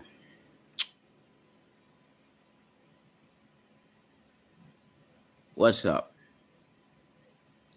How's everybody doing? So, the fact of the matter is that the internet is filled with a bunch of people that love sensationalism. They love telling lies to get reactions from other people. This is a very, I think that's as accurate as I could put it. People enjoy being outraged by things, and then virtue signaling and saying things that they think society wants them to say to get brownie points. It's a new thing, really, because the internet has become so disgusting and repulsive that it's like every single little thing is under a microscope. Everything is under a microscope. And if you sneeze the wrong way or you fart, hey, Gucci Trolls, you're worse than like a dictator. You know what I mean? You're worse than somebody like Adolf Hitler. So the fact is that there's a hate mob that's out for Shanny. And the fact is that there may be people on here even that say, "Oh, I like Shanny." Hi, Bling and Things. I like Shanny. I view her as like an internet friend or whatever. Yeah, maybe you do, but you never stand up for her publicly. So it's been decided, and I've decided that I have to do this, which is come on here and defend her, because nobody else will ever do that, because a bunch of spineless assholes that can't stand up for somebody you say you like. So I'll do it and say, for the Billy, literally, I don't know how many videos I've said this in, but I'll say this, that Shanny does not control my every fucking breath. I make my own goddamn decisions in my life. Okay? For these people that are trying to say, "Oh, really think about having the camper, you should have the camper." I would, but I don't watch those people. Yeah, whatever. When it comes to people standing up and just make one video saying, people that talk about Shanny are literally just telling lies about her, and that's the truth. You'd be making a truthful video, but you know it's not popular, so you don't want to do it. A real friend, somebody that really cares for Shanny, wouldn't give a shit, and they'd go make a video saying, "I know that this stuff isn't true because we have Rev telling us it's not true." You would do that, but you're cowards, so you won't do it. For the people that are saying to me that I should get the camper, it makes no sense for me to have it anyway, because I can't drive a camper. Camper requires a commercial driver's license to drive a camper, which I do not have. And I have no desire to get a commercial driver's license. Hence, why would I have a camper? I can't drive it. Okay? So what's being said out there, which is a complete lie, is that Shani controls when I have a bowel movement. Shani controls every single... See, they were all authorized by Shani. Unless, if she said no, I'd stop breathing right now because I can't breathe. Do you get that? Yeah. So the asshole idiots on the internet that will continue to be asshole idiots on the internet that tell you that she controls every single fucking thing in my life, it's not true. Okay? If there was a decision to be made that I knew was wrong that she was telling me not to do, or had a suggestion of something that she wanted to do that I knew was dumb, I would either do it or not do it, right? Yeah. I wouldn't care if she got pissed off at me either. If it was a really stupid fucking decision and she wanted me to do it, I'd say, sorry, honey, that's fucking stupid and I'm not doing it. Okay? I do make decisions for myself. She ain't controlling me at all. And this other bullshit, she's not fucking starving me. I just had an entire hot sausage Parmesan sandwich and I had 4 pieces of fucking pizza. Okay? She ain't starving me either. Just stop fucking lying about her. Because it's dumb. I know why you do. Because you know this shit gets to her in her head. You're fucking right. But I'm going to tell you, there's no reason for you to be doing this other than your own goddamn fucking entertainment. And it's stupid. But for everybody that you know is out there that cares about the fucking truth, I'm giving you the fucking truth. I make my own fucking decisions. Do I need to say it again? I make my own fucking decisions. Would I consider something that Shani says? Of course. We talk about all the decisions that we make in our life. That's what you're supposed to do in a relationship, which GMAN wouldn't have a fucking clue about, because no woman wants to touch that piece of shit ever. You're smart. You're very smart for not wanting to touch that guy. He's a psycho. He's got major mental problems. Okay? So, I got to stand up for her because nobody else will.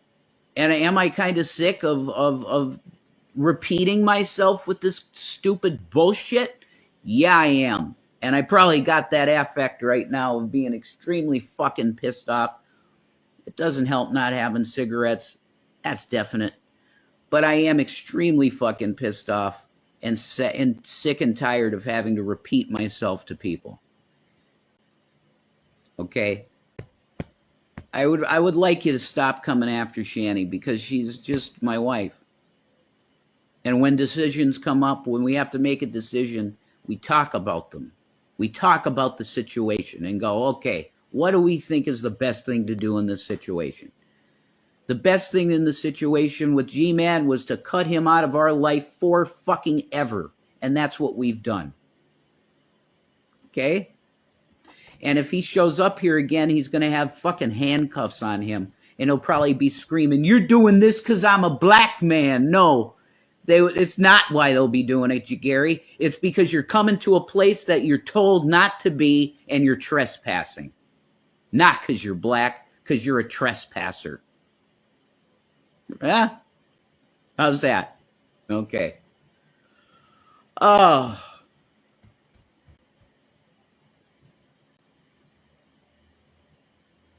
Do you want to say anything? Thank you. You're welcome. I love you. I love you too. So that's about it. Shani does not control me. Okay?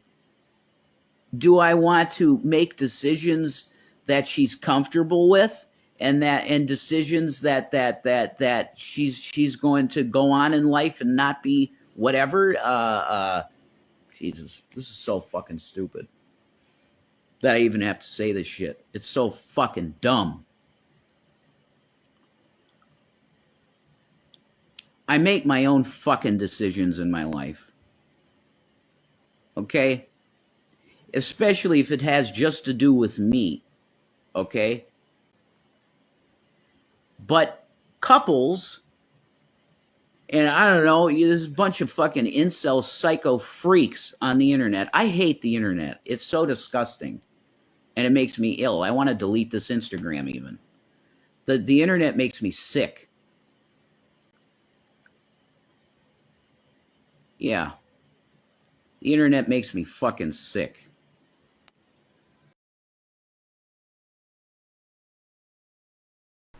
All right. So, folks, you know what? There is another Shanny video, but I've just had enough of this. I think we're kind of up to date. We'll do the Shanny video as its own thing.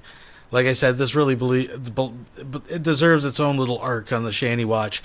So, for the sake of brevity, we're going to skip through that. We'll be right back after Let's these get into messages. some Von Helden, folks.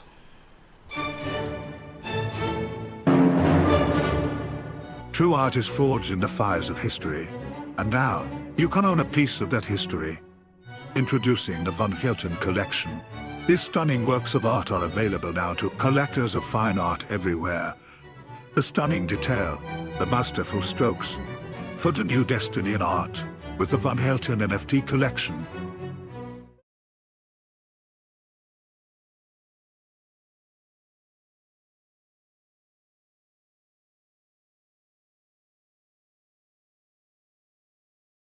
Conspiracy. Scumbags, losers, killers, and haters of this world. Evil must be punished.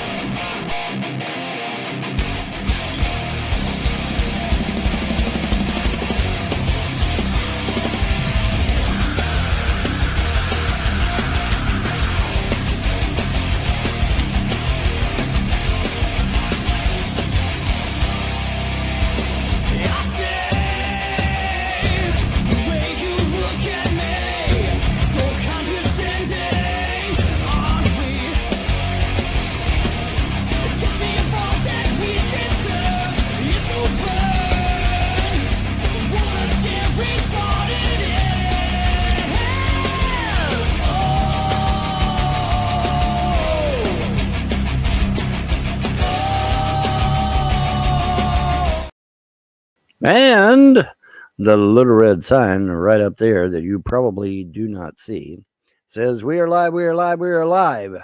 And it is so. And it is so. And we are live. It is Morning Coffee 185. We're live at 185. But yeah, Morning Coffee 185. And we have a doozy of a show for you this morning. But in fact, before we do anything else, let me go on ahead and give a weather report here. Let's go to our friends at the Weather Channel here and take a look. See, serious storm surges in the Northeast, of course, because of the tropical storms. But I want to show you what they were going to do. They were going to do a 1-2 punch. They were going to do a 1-2 punch on the East Coast. And it's not funny. They were gonna mess your day up. Let me take a look here. Let's take a look here. Let me show you. And yeah, it's not pleasant. They were gonna light you up big. All right, there you go. Okay, we got this bad boy out here called Tropical Storm Philippe. But good old Philippe seems to be too far away to be able to impact anything. But watch what happens when I hit the progress button on this here. Whoa, surprise. Look at this here. And look how nasty the storms are. They're all yellow and red and shit. Real nasty storms. Real bad storms. Okay, and they were going to send that to the East Coast too. Well, it didn't quite make it, did it? No, it fucking didn't make it, did it? But look at this. Look at this big wall of storms. And they were going to slam that into the East Coast. And it's like, no, not today, motherfuckers. Not today. So it's heading back out, as you can tell by the movement. It is circulating this way and heading back out to sea, where it will not harm anyone, hopefully. I'm a poet and don't know it. Anyways, but yeah, they were going to slam you with another big wall of storms, and that would have been a 1-2 punch for the East Coast. That would have probably knocked out the East Coast for at least, I don't know, at least a week. Many of you would have been without power. It would have been pretty nasty. It would have been pretty nasty indeed. And but this is not going to be. It's all going. It's, as you can tell by, like I said, as you can tell by the action, it is heading back out to sea. It's not going to impact. So yeah, not happening, Slicks. Not happening. But that was going to be a nasty, nasty 1-2 punch. And yeah, but it's not happening today. So, and like I said, Philippe looks like he's too far away to be of any significance. We got this bad boy out here, Tropical Storm 14E, and they don't appear to be much of a threat either. Now, they may try to, take Philippe here and try to do something with him. I will keep an eye on him. But as far as I know, no, not right offhand. As far as I know right now. As far as I know right now, nothing. But like I said, that's not to say they wouldn't try. But Tropical Storm Philippe, he is a tropical storm. He's not a funnel cloud of any kind. But I'm keeping an eye on him. And but yeah, this 1-2 punch, this devastating 1-2 punch would have pretty much blacked out the East Coast of the United States.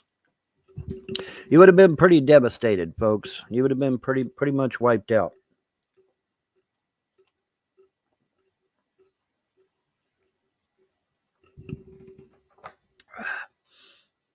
Let me zoom in here for your convenience. And look at all the red and yellow. Look at all the red and yellow in that shit. That would have been a really, really nasty. Look at this big part here. That would have been a nasty. That would have been a nasty, nasty punch to the East Coast. But it is not to be. It is going out of the back out to sea. I'm a poet and don't know it. This here's all breaking up, as you can see. And this is this big, nice, nasty green, red, and yellow thing is going back out to sea. It's not going to hit the East Coast. No, no, no. Not today, folks. Sorry, Charlie. Only the best tasting tuna gets to be star-kissed. Let's see where we're at elsewhere in the world. We got some storms off of Japan.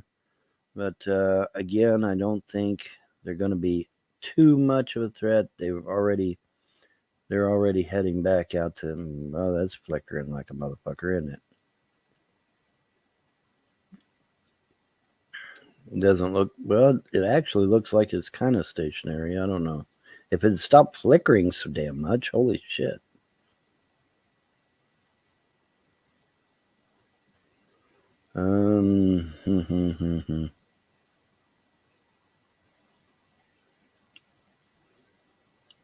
Okay, I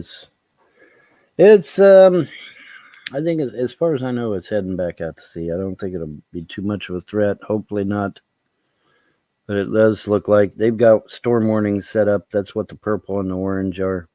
But I think it's heading away from Japan, just like it's heading away from the East Coast, because it seems to go from west to east. The storms do, that is. So typically, so I don't foresee Japan having too much more trouble. They got nailed with some tropical storms and some bad weather. But I think they're out of it for the most part. But boy, that was going to be a nasty one too. Look how big that one is. That was going to be a nasty one.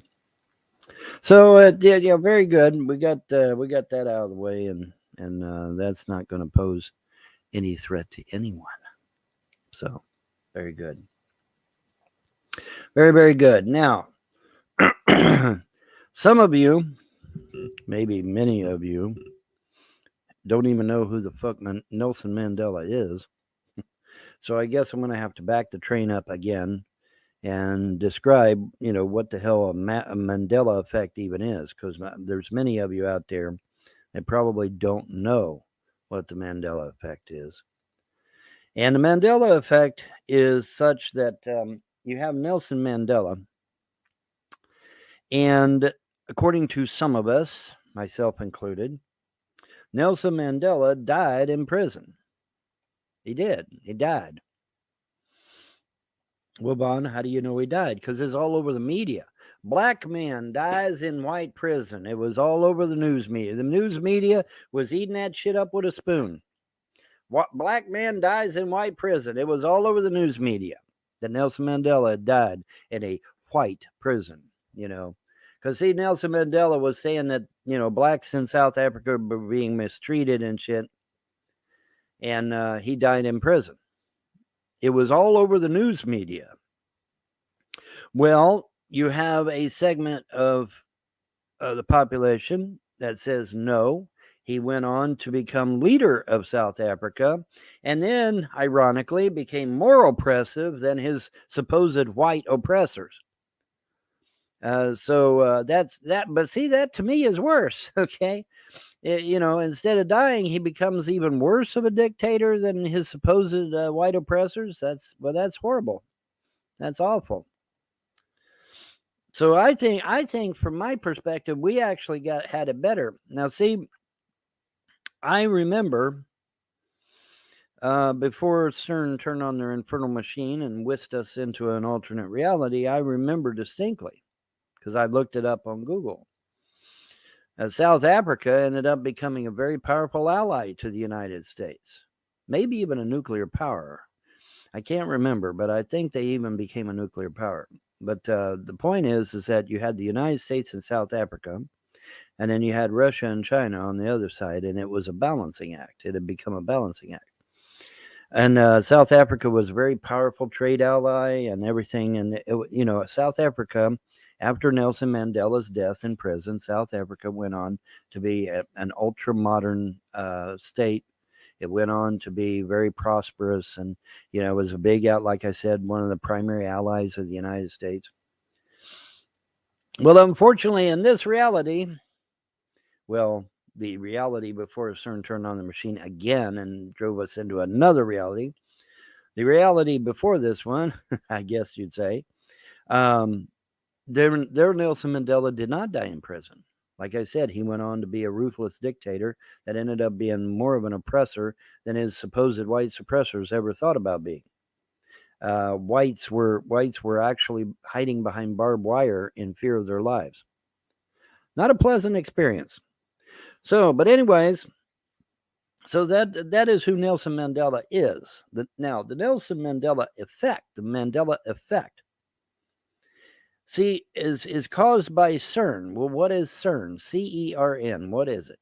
CERN is a large hadron collider between France and Switzerland, mostly in France. About 3/4 of it, 4/5 of it is in France. And this large hadron collider, what it does is it smashes molecules together to produce energy and produce a particular effect. And then they study that effect and then, try to discern some kind of truth out of it or some kind of potential energy source out of it or whatever. Now, CERN's Hadron Collider, as it turns out, is hooked up to a D-Wave computer. Now, what's a D-Wave computer? A D-Wave computer is a powerful computer that can actually alter your reality. It can literally pull us into another reality other than the one we're in. They say, well, Vaughn, that's impossible. That's idiotic. There's no way. I'm sorry, but there is a way. And in fact, let me get the CEO of D-Wave to tell you himself, Mr. Jordy Rose. Let me get him here.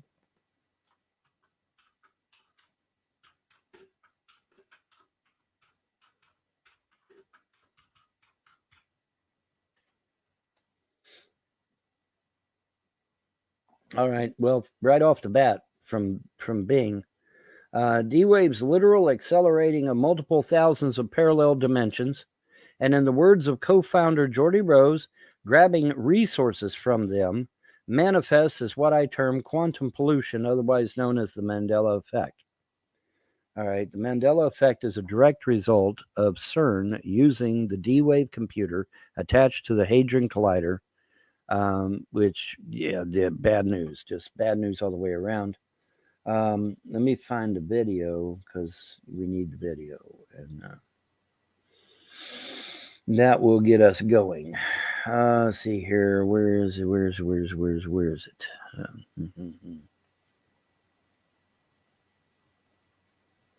And I'm gonna have to go directly to YouTube. There's lots of videos, but not the one I'm wanting. So I'm gonna have to go directly to YouTube to get it. That's okay. We're good. I should have put it in my damn store, and I didn't. My video store here on StreamYard. I didn't do it, but that's okay. That's okay. We'll get it, and then you can hear it straight from the horse's mouth. Okay, and I realize that's a hard pill to swallow. It's like, well, wait a minute, they're altering reality. Yeah, they are. Yeah, they are.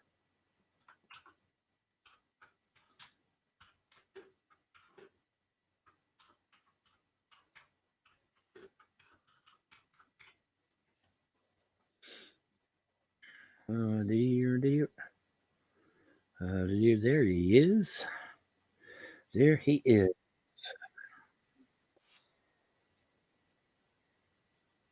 Yeah, somewhat unusual.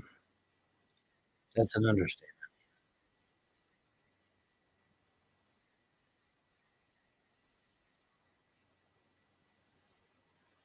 All right, let me cue it up here for us.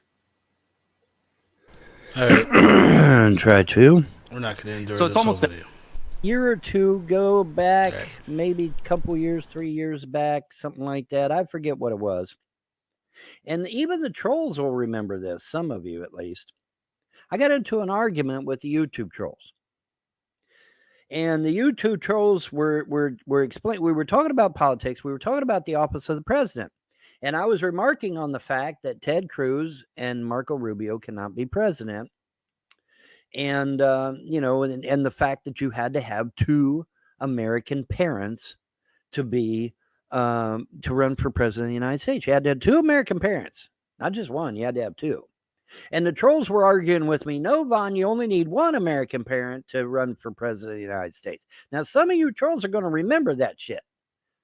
Some of you are going to remember. Others of you are going to forget. But some of you are going to remember that argument. Because it was a pretty lengthy argument about that with the trolls. And they're saying, no, Vaughn, you only need 1 American parent. And I'm like, no, damn it, you got to have 2. Because see, that's what it was before CERN turned on their damn machine. You needed 2 American parents.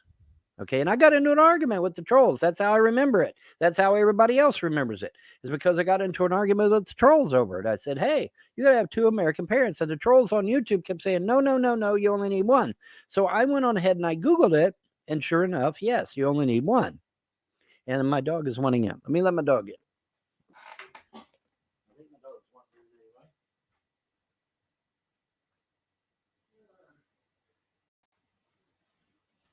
Okay, the dog is back in safe and sound. And okay, so now, here's the thing. Okay, I was in an argument with the YouTube trolls over this shit. I said, no, you got to have 2 parents. They said, no, you got to only need 1 American parent to be president. And I'm like, oh, you trolls are full of shit. But I eventually Googled it myself and oops, only needed 1. So what happened? CERN turned on their damn machine. That's what happened. And so it went from needing 2 American parents down to only needing 1 American parent. And I'm like, that's not the way it was. And it wasn't, because CERN turned on their damn machine and then turned on this D-Wave computer, which literally pulled us into another reality. Yep. Mm-hmm. A reality. Makes much more sense than Vaughn just misremembering or maybe not knowing something, right? This obviously makes way more sense, folks. Where you don't need 2 American parents, you only needed 1. And so the trolls were right in an effect, because in the reality we had been pulled into, you only needed 1 American parent. So the trolls were right to an extent. they weren't originally right, because originally you needed 2. But see, that was the reality we left, and the reality we're at now, you only need 1. Now, fast forward to 2023. I'm once again talking about running for the office of the president. And I'm saying, no, trolls, we argued about this. You got to have at least 1 American parent to be president of the United States. And the trolls once again are arguing with me. No, Vaughn, you don't need any American parents now. You don't need any American parents at all now to run for president. And I'm like, that's bullshit. We argued about this 2-3 years ago. We just argued over this shit. You need 1 parent, at least 1 parent that's an American. No, Vaughn, we Googled it, and no, you don't need no parents at all anymore. And it's like, we just argued about this just a few years ago. Well, sure enough, I Google it, and I'm reading what Bing is telling me, and Bing's like, no, you don't need no parents now. Don't need no American parents now. You can be a goddamn fucking criminal coming across our motherfucking border, and you can become president of the goddamn United States. It's like, no fucking way in hell is that right. But when you Google it, guess what? It's right. Now, is this a legitimate Mandela effect, or is this something the Biden administration has done to change the rules? Well, so I went back and I read the actual article from the founders. And that too had been altered, because that's what the Mandela effect does. When you're pulled into an alternate reality, a lot of the shit that is around the particular topic gets altered as well. And so, yes, the original documents from the founders were also altered to conform to this new reality. It's like, God damn it. So, the great Gertrude Perkins donated £5 through Super Chat. Von Helton is never wrong. CERN has denied his reality and substituted its own. That's right. That's right. His bright and glorious future, folks. Thank you very much. Basically now, the way it's set up now, you can be goddamn Adolf Hitler, cross our fucking border, and you can become goddamn president of the fucking United States. It's like, holy shit, that's insane. And there's no way that's in keeping with the founding fathers, but fuck me, we're in a goddamn alternate reality where now that shit is legitimate thanks to goddamn CERN and their stupid D-Wave computer. And that's just the way it is, and you got to deal with it, I guess. That sucks. But yeah, that's the reason I remember it, and that's why I'm doing this video, because I remembered I got into an argument with the trolls. I said, no, you need 2 American parents. And they're like, no, you only need 1. And so I Googled it, and sure enough, you only needed 1. Why? Because CERN had turned on their goddamn machine. And that D-Wave computer of theirs. And by the way, since we're talking about that, CERN has also acquired a fusion generator. And you say, well, Vaughn, what the hell do they need that kind of power for? A fusion generator is enormous power. What do they need it? Because they want to open a portal to hell. They literally want to open a portal to another dimension. And that is some scary fucking shit right there. And see, you need a lot of power to hold that portal open. And so, bada boom, bada bing, baby, we got us a fusion generator now. So now we hook the fusion generator up in conjunction with the D-Wave computer, in conjunction with the Hadron Collider. And now you have a literal pit to hell. Cool, huh? I did 2 videos on it over on BitChute. So, but some trolls may even remember me getting into an argument about this. I hope there is. Hopefully none of them has been brainwiped. Because see, unfortunately, when we're drug into another reality, some people come with there, some people stay. All right. So,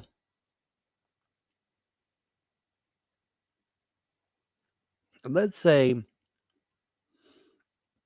I'm dragged into the new paradigm, but say Charlie Miller did not get dragged through. So Charlie Miller's still back in the other one that still requires 1 American parent. But the Charlie Miller in this reality is going to argue with me and say, no, you don't need any parents at all. Okay. And you never did. Because, see, in his mind, in his reality, you never did need any American parents. Because he was a staple of this reality at the time. And the other Charlie Miller that did know you needed at least one parent, he's still stuck back in his timeline where you still do need one American parent. You get it? So when I come into this reality, this new paradigm that CERN has created for us, this new level of hell, as I like to call it, where everything is now altered yet again, fuck me, you are in a situation where you're going to be arguing with people because the people in this reality don't know no better. They don't know that in another reality you need one parent, or in another reality you need two American parents. Because in their reality you don't need any at all, and you never have. You get it? So I'm sure I'm going to get into an argument with somebody over this. And they're going to be adamant. They're going to say, no, Bon, you've never needed an American parent to be president. Because in this reality, you don't. You get it? You don't. The original reality that I came from, the Earth was at the very tip of the arm of Sagittarius, according to NASA. Now, I believe space is fake as a $3 bill, but I'm using it as an example. So when I came to the first alternate reality that CERN flung us into, I just happened to be Googling Earth because, as a flat earther, I'm going to Google Earth a lot because I'm looking for information. So I Googled for Earth again, and guess what I found? Oh, we're no longer at the very tip of the arm of Sagittarius. Now we're at the spur of Orion, because Orion is not a full arm. Now, there was a period there where it was a full arm, and then it changed to a spur. Now, what's the significance of a spur? The significance of a spur is that it's only about a half an arm. Well, why is that important, Vaughn? Because that shifts the location of the planet from the very outer edge of the galaxy into the middle of the galaxy. Well, the middle of one diameter. Okay. So here's the core of the galaxy, here's the edge of the galaxy, and you are here, right in the middle. Okay, now why is that significant? Because planets that are out here on the very edge are very young planets. Planets that are in the middle are a lot older. And then, of course, the planets in the core are going to be the oldest. Okay, so now the Earth has shifted and become considerably older than the Earth that we came from. You follow me? So this allows for the billions and billions and billions that that NASA keeps talking about, and that everybody else keeps talking about. Because in the young Earth back here that we left at the tip of Sagittarius, you couldn't make the argument for billions and billions of years because it wasn't an old planet. It was a very young planet. You get it? And this is why the creationists, the Christians in particular, kept saying, no, the planet's only about 10, 20,000 years old at the most. Then they were right, because that particular Earth at the tip of Sagittarius put the Earth at the very edge of the galaxy, making it a very, very young planet. You get it? So they weren't wrong for that reality. Now they're wrong in this reality, and now I have not yet Googled the Earth location, so it may have changed again. Let me go on ahead. In fact, let me go on ahead and do that.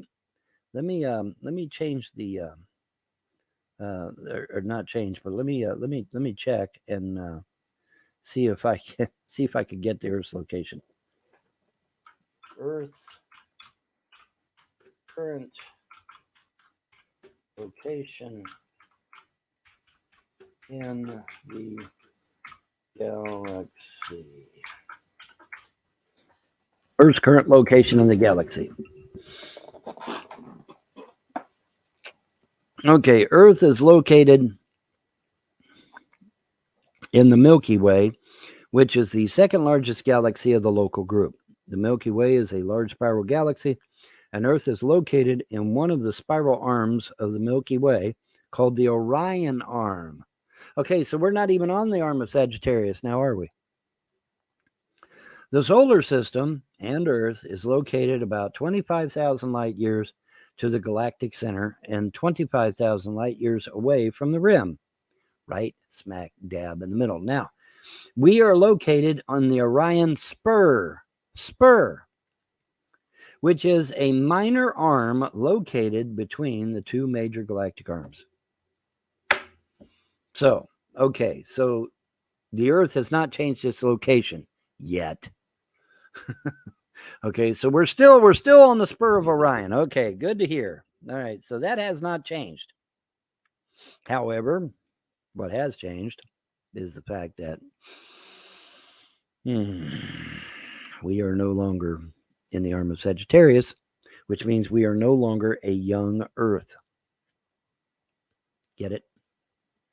We're no longer a young Earth, and like that clip from Being Said, that reference from Being Said, we're right smack dab in the middle. Okay, we're not at the edge, we're not at the core, we're right smack dab in the middle of a diameter. We're at the middle of the diameter.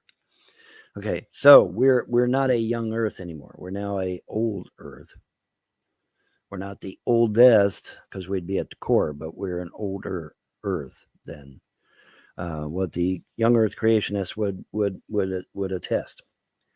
And it's probably that way by design, because they want to, be able to, confirm their narrative. They have a narrative that is counterintuitive to the gods and to any political any theosophical idea. They want their atheist ideology to reign supreme, and so they're using CERN to make that happen, sadly. But now I know by this time I have blown the shit out of your mind. Well, I can't help that. There's nothing, I have to tell you the truth. Okay, I have to tell you the truth. And like I said, good old Jordy Rose here. I mean, buddy, he's just so excited. We're going to exploit all these other realities and take their energy, and it's going to be glorious. And I'm like, it isn't going to piss off anybody? Of course it is. Of course it is. But he's not worried about that. He's just like, oh, yeah, man, we're going to exploit the shit out of it. Oh, okay. All right, Jordy. But he's just so happy. Man. Anyways, but yeah, this is a Mandela effect. And so now you understand what I've been dealing with. Because, I mean, it's, it's hard, the Michio Kaku, somebody took Michio Kaku's thesis on string theory and put it into 11 videos. Okay, I got to about like the 6th or 7th video, and I said, man, I got to take a break. I mean, my head was literally pounding because, I mean, it was so fucking deep. It was so hard to grasp.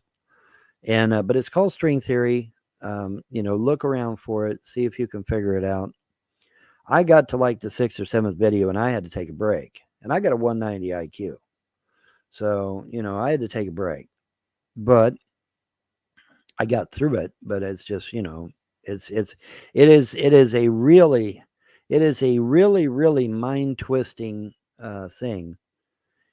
But you need to understand what string theory is in order to grasp this shit, because there are, as Jordy himself said, and I just played for you, there are numerous realities out there, alternate realities out there, just an unbelievable amount. And they'll have minor little differences. Okay, for example, another universe right now has me doing a live show, but instead of wearing the Dare shirt, I'm wearing my Bass Pro Shops shirt. You get it? Minor little differences, but essentially the same thing. Okay. And so, now CERN, I don't know the level of their ability to target specific things, but I know they've been fairly consistent with altering things that benefit the atheist paradigm. And that's not good, because we don't need to be going down that road. Not at all. because that road does lead to destruction. And he said, well, Vaughn, what are your gods going to be doing about this? Well, that's, I don't know. Maybe the gods can use CERN to somehow put us back to the way things were before CERN fucked everything up. I don't know. I know the main premise of my gods is we will restore everything back to the way it was before all this bullshit got started in the first place. Well, the only way they could do that would be using CERN or using the D-Wave computers. But I don't know. We'll see. But it's it's fascinating. It's fascinating in a sense, but then it's frightening in another because hey, what if I wake up tomorrow and my wife or my girlfriend is not sleeping in my bed? She's literally does not exist because I call and the number does not exist. Her Facebook account does not exist. Her YouTube account does not exist. She literally disappears off the face of the fucking planet. And so I contact a friend and I say, yeah, do you know where the fuck my wife's at? And the friend goes, dude, you're not married. How about that for something to slap you upside the head? Right? And that's why this D-Wave shit is so fucking dangerous. Because you could get pulled into a reality where you're not married anymore or where you don't have any kids anymore or where, conservatives aren't in control or America's become a, what if they drag us into an alternate reality where the Nazis won in World War II and America's a fucking fascist state? Yeah. See, this shit's, this technology, the ability to drag us into alternate realities is extremely dangerous. And we got a bunch of kooks running it. Go watch the video Happy at CERN. It's on YouTube, or at least it was.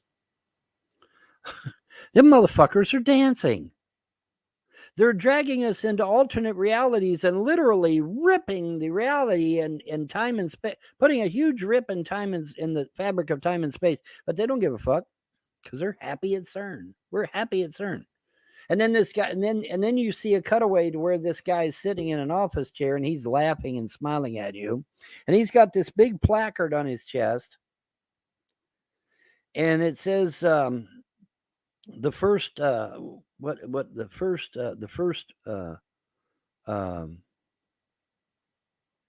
Mandela or something. The first something or other. And then they got Mandela down at the bottom or something. Anyway, he's wearing this placard, and when you figure out the placard, it ends up being Nelson Mandela. And so they know the Mandela they know about the Mandela effect, and they don't care.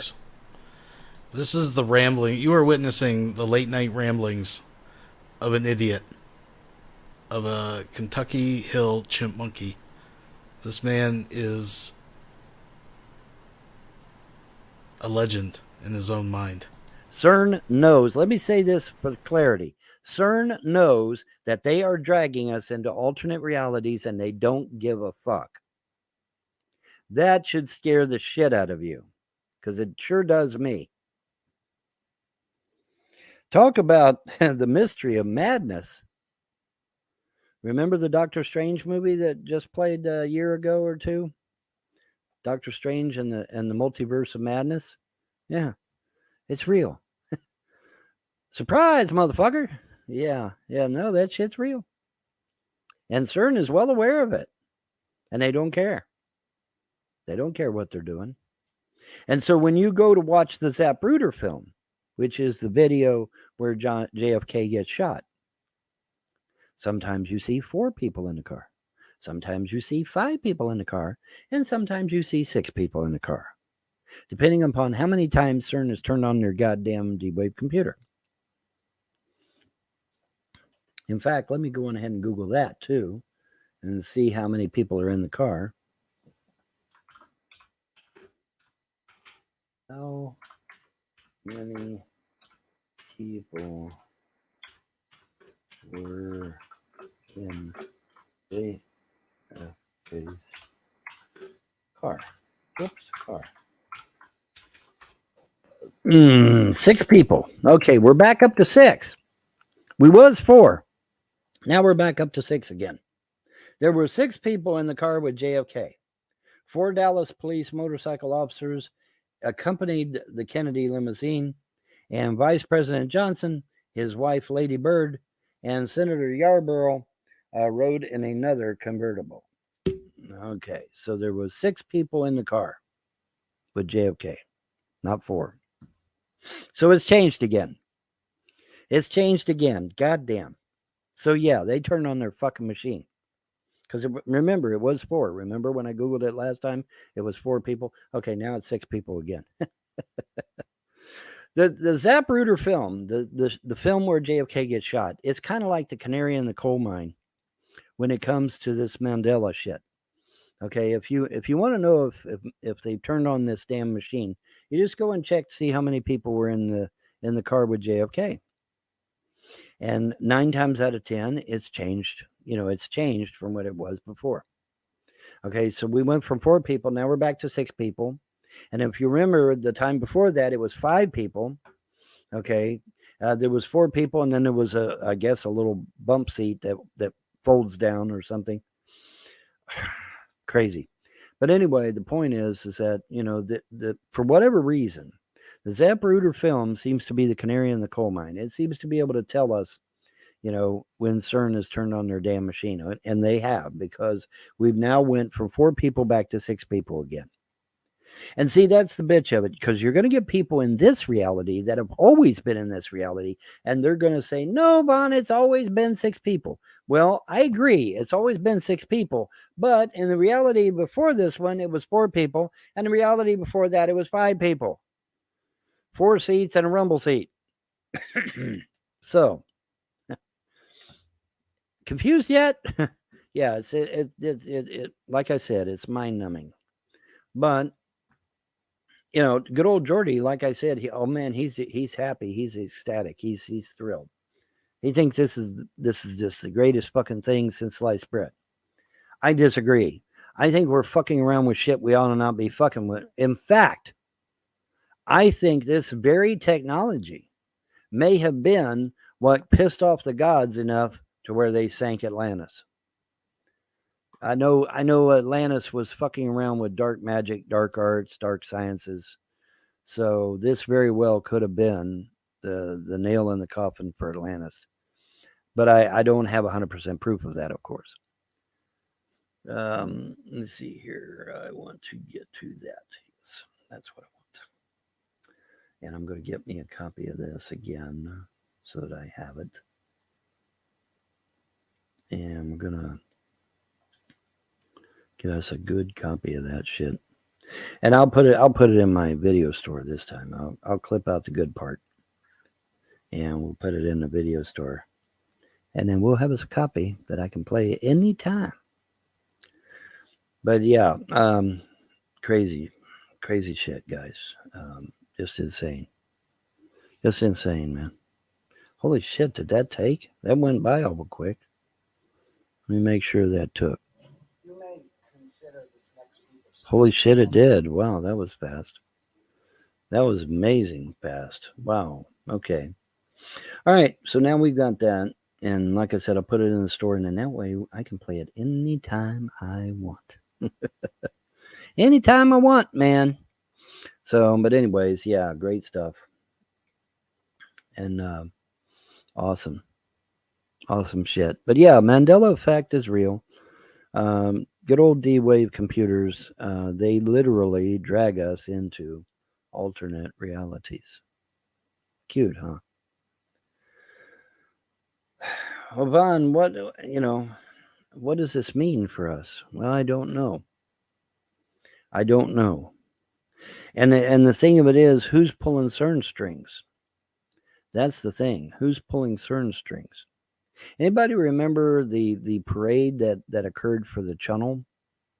And how these people were all dressed in garish masks and outfits and shit, and they all looked like they were demons and, dancing around and shit. And I'm like,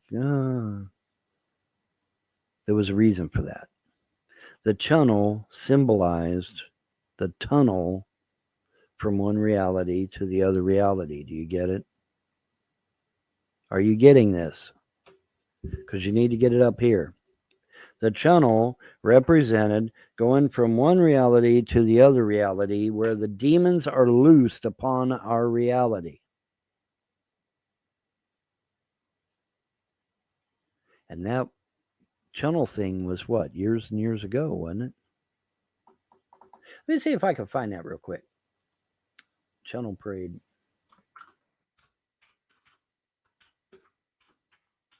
The Von Helton Channel Brigade. Fucking channel.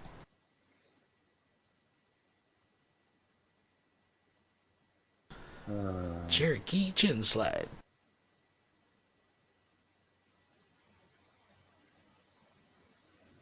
Where is it?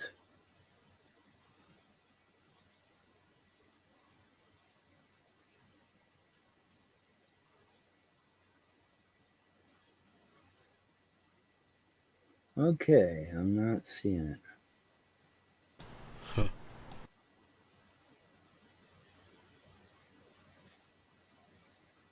Where's the creepy part? I'm trying to find the creepy part.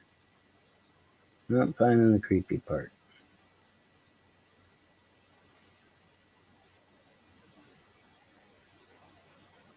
Let's try a different Goddamn Mandela effect struck again.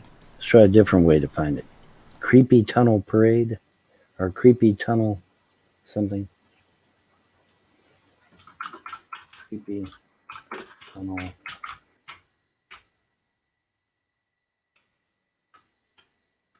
Creepy tunnel exhibition.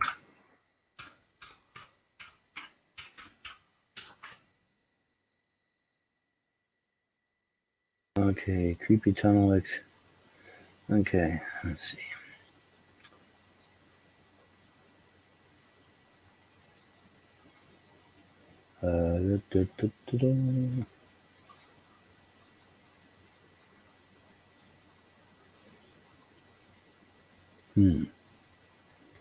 Okay, I'm not going to find it. I'll have to go hunting for it. We'll be here for a while. We'll be here for a while, unfortunately. But yeah, it was very garish. It was very, very creepy. And you know, they're all dancing around like demons and ghosts and shit. It's like, holy fuck, man. Crazy. I'll scan it for a little bit longer, then we'll just move on.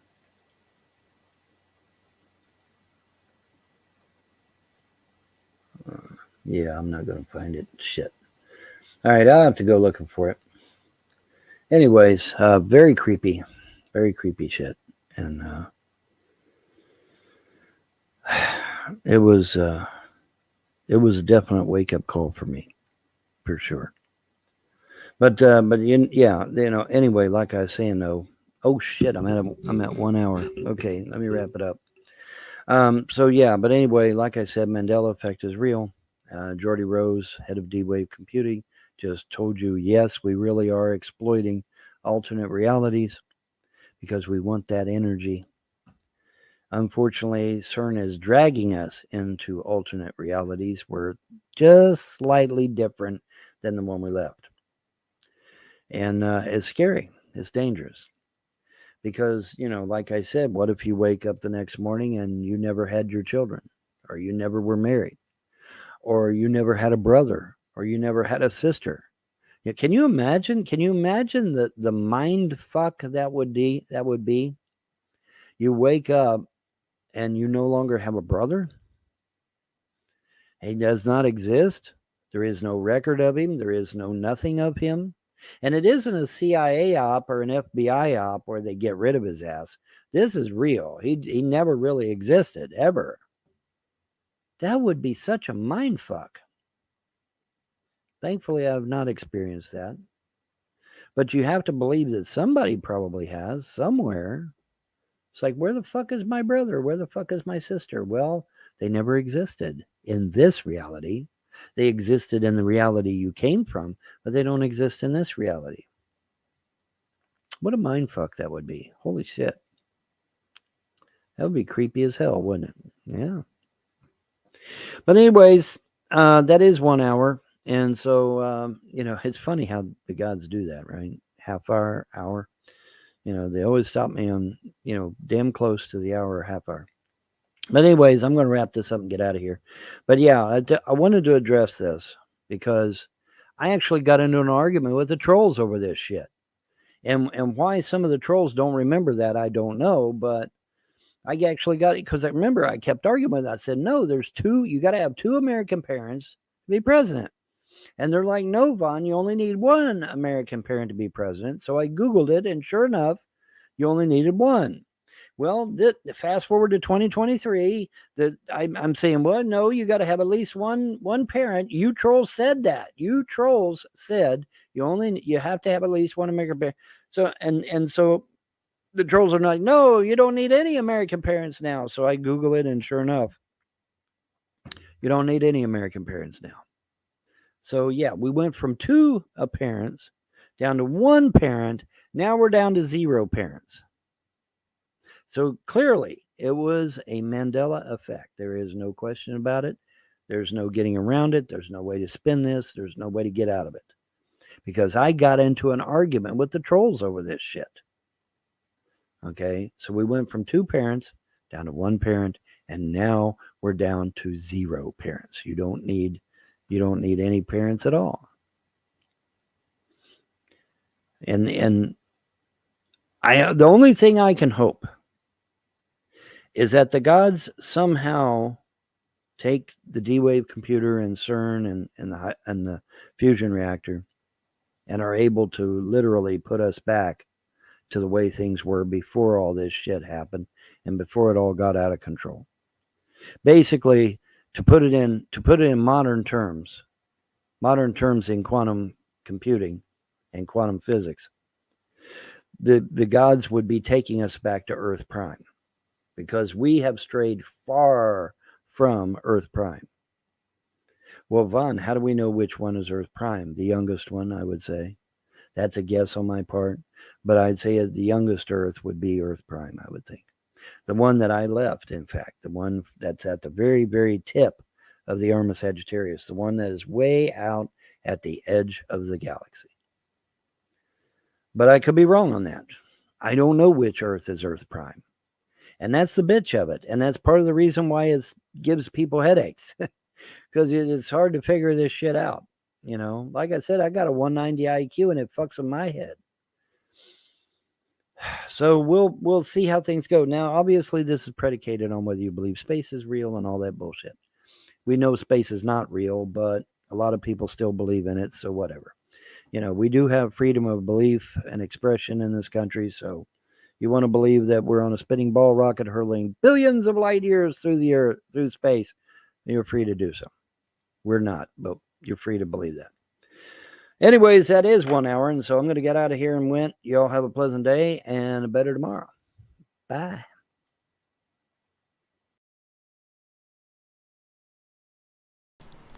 Folks, and tokes and things and thins, I want to thank each and every one of you. I think this is a good spot for us to leave it. This has been a long one. That's what she said. I couldn't resist it. Folks, if you don't mind hitting the thumbs up on your way out, I'm going to leave you with a high note. I know you want it. I know in your bones you want it, and I'm going to give it to you. So until we see each other again, have a good night and a better tomorrow.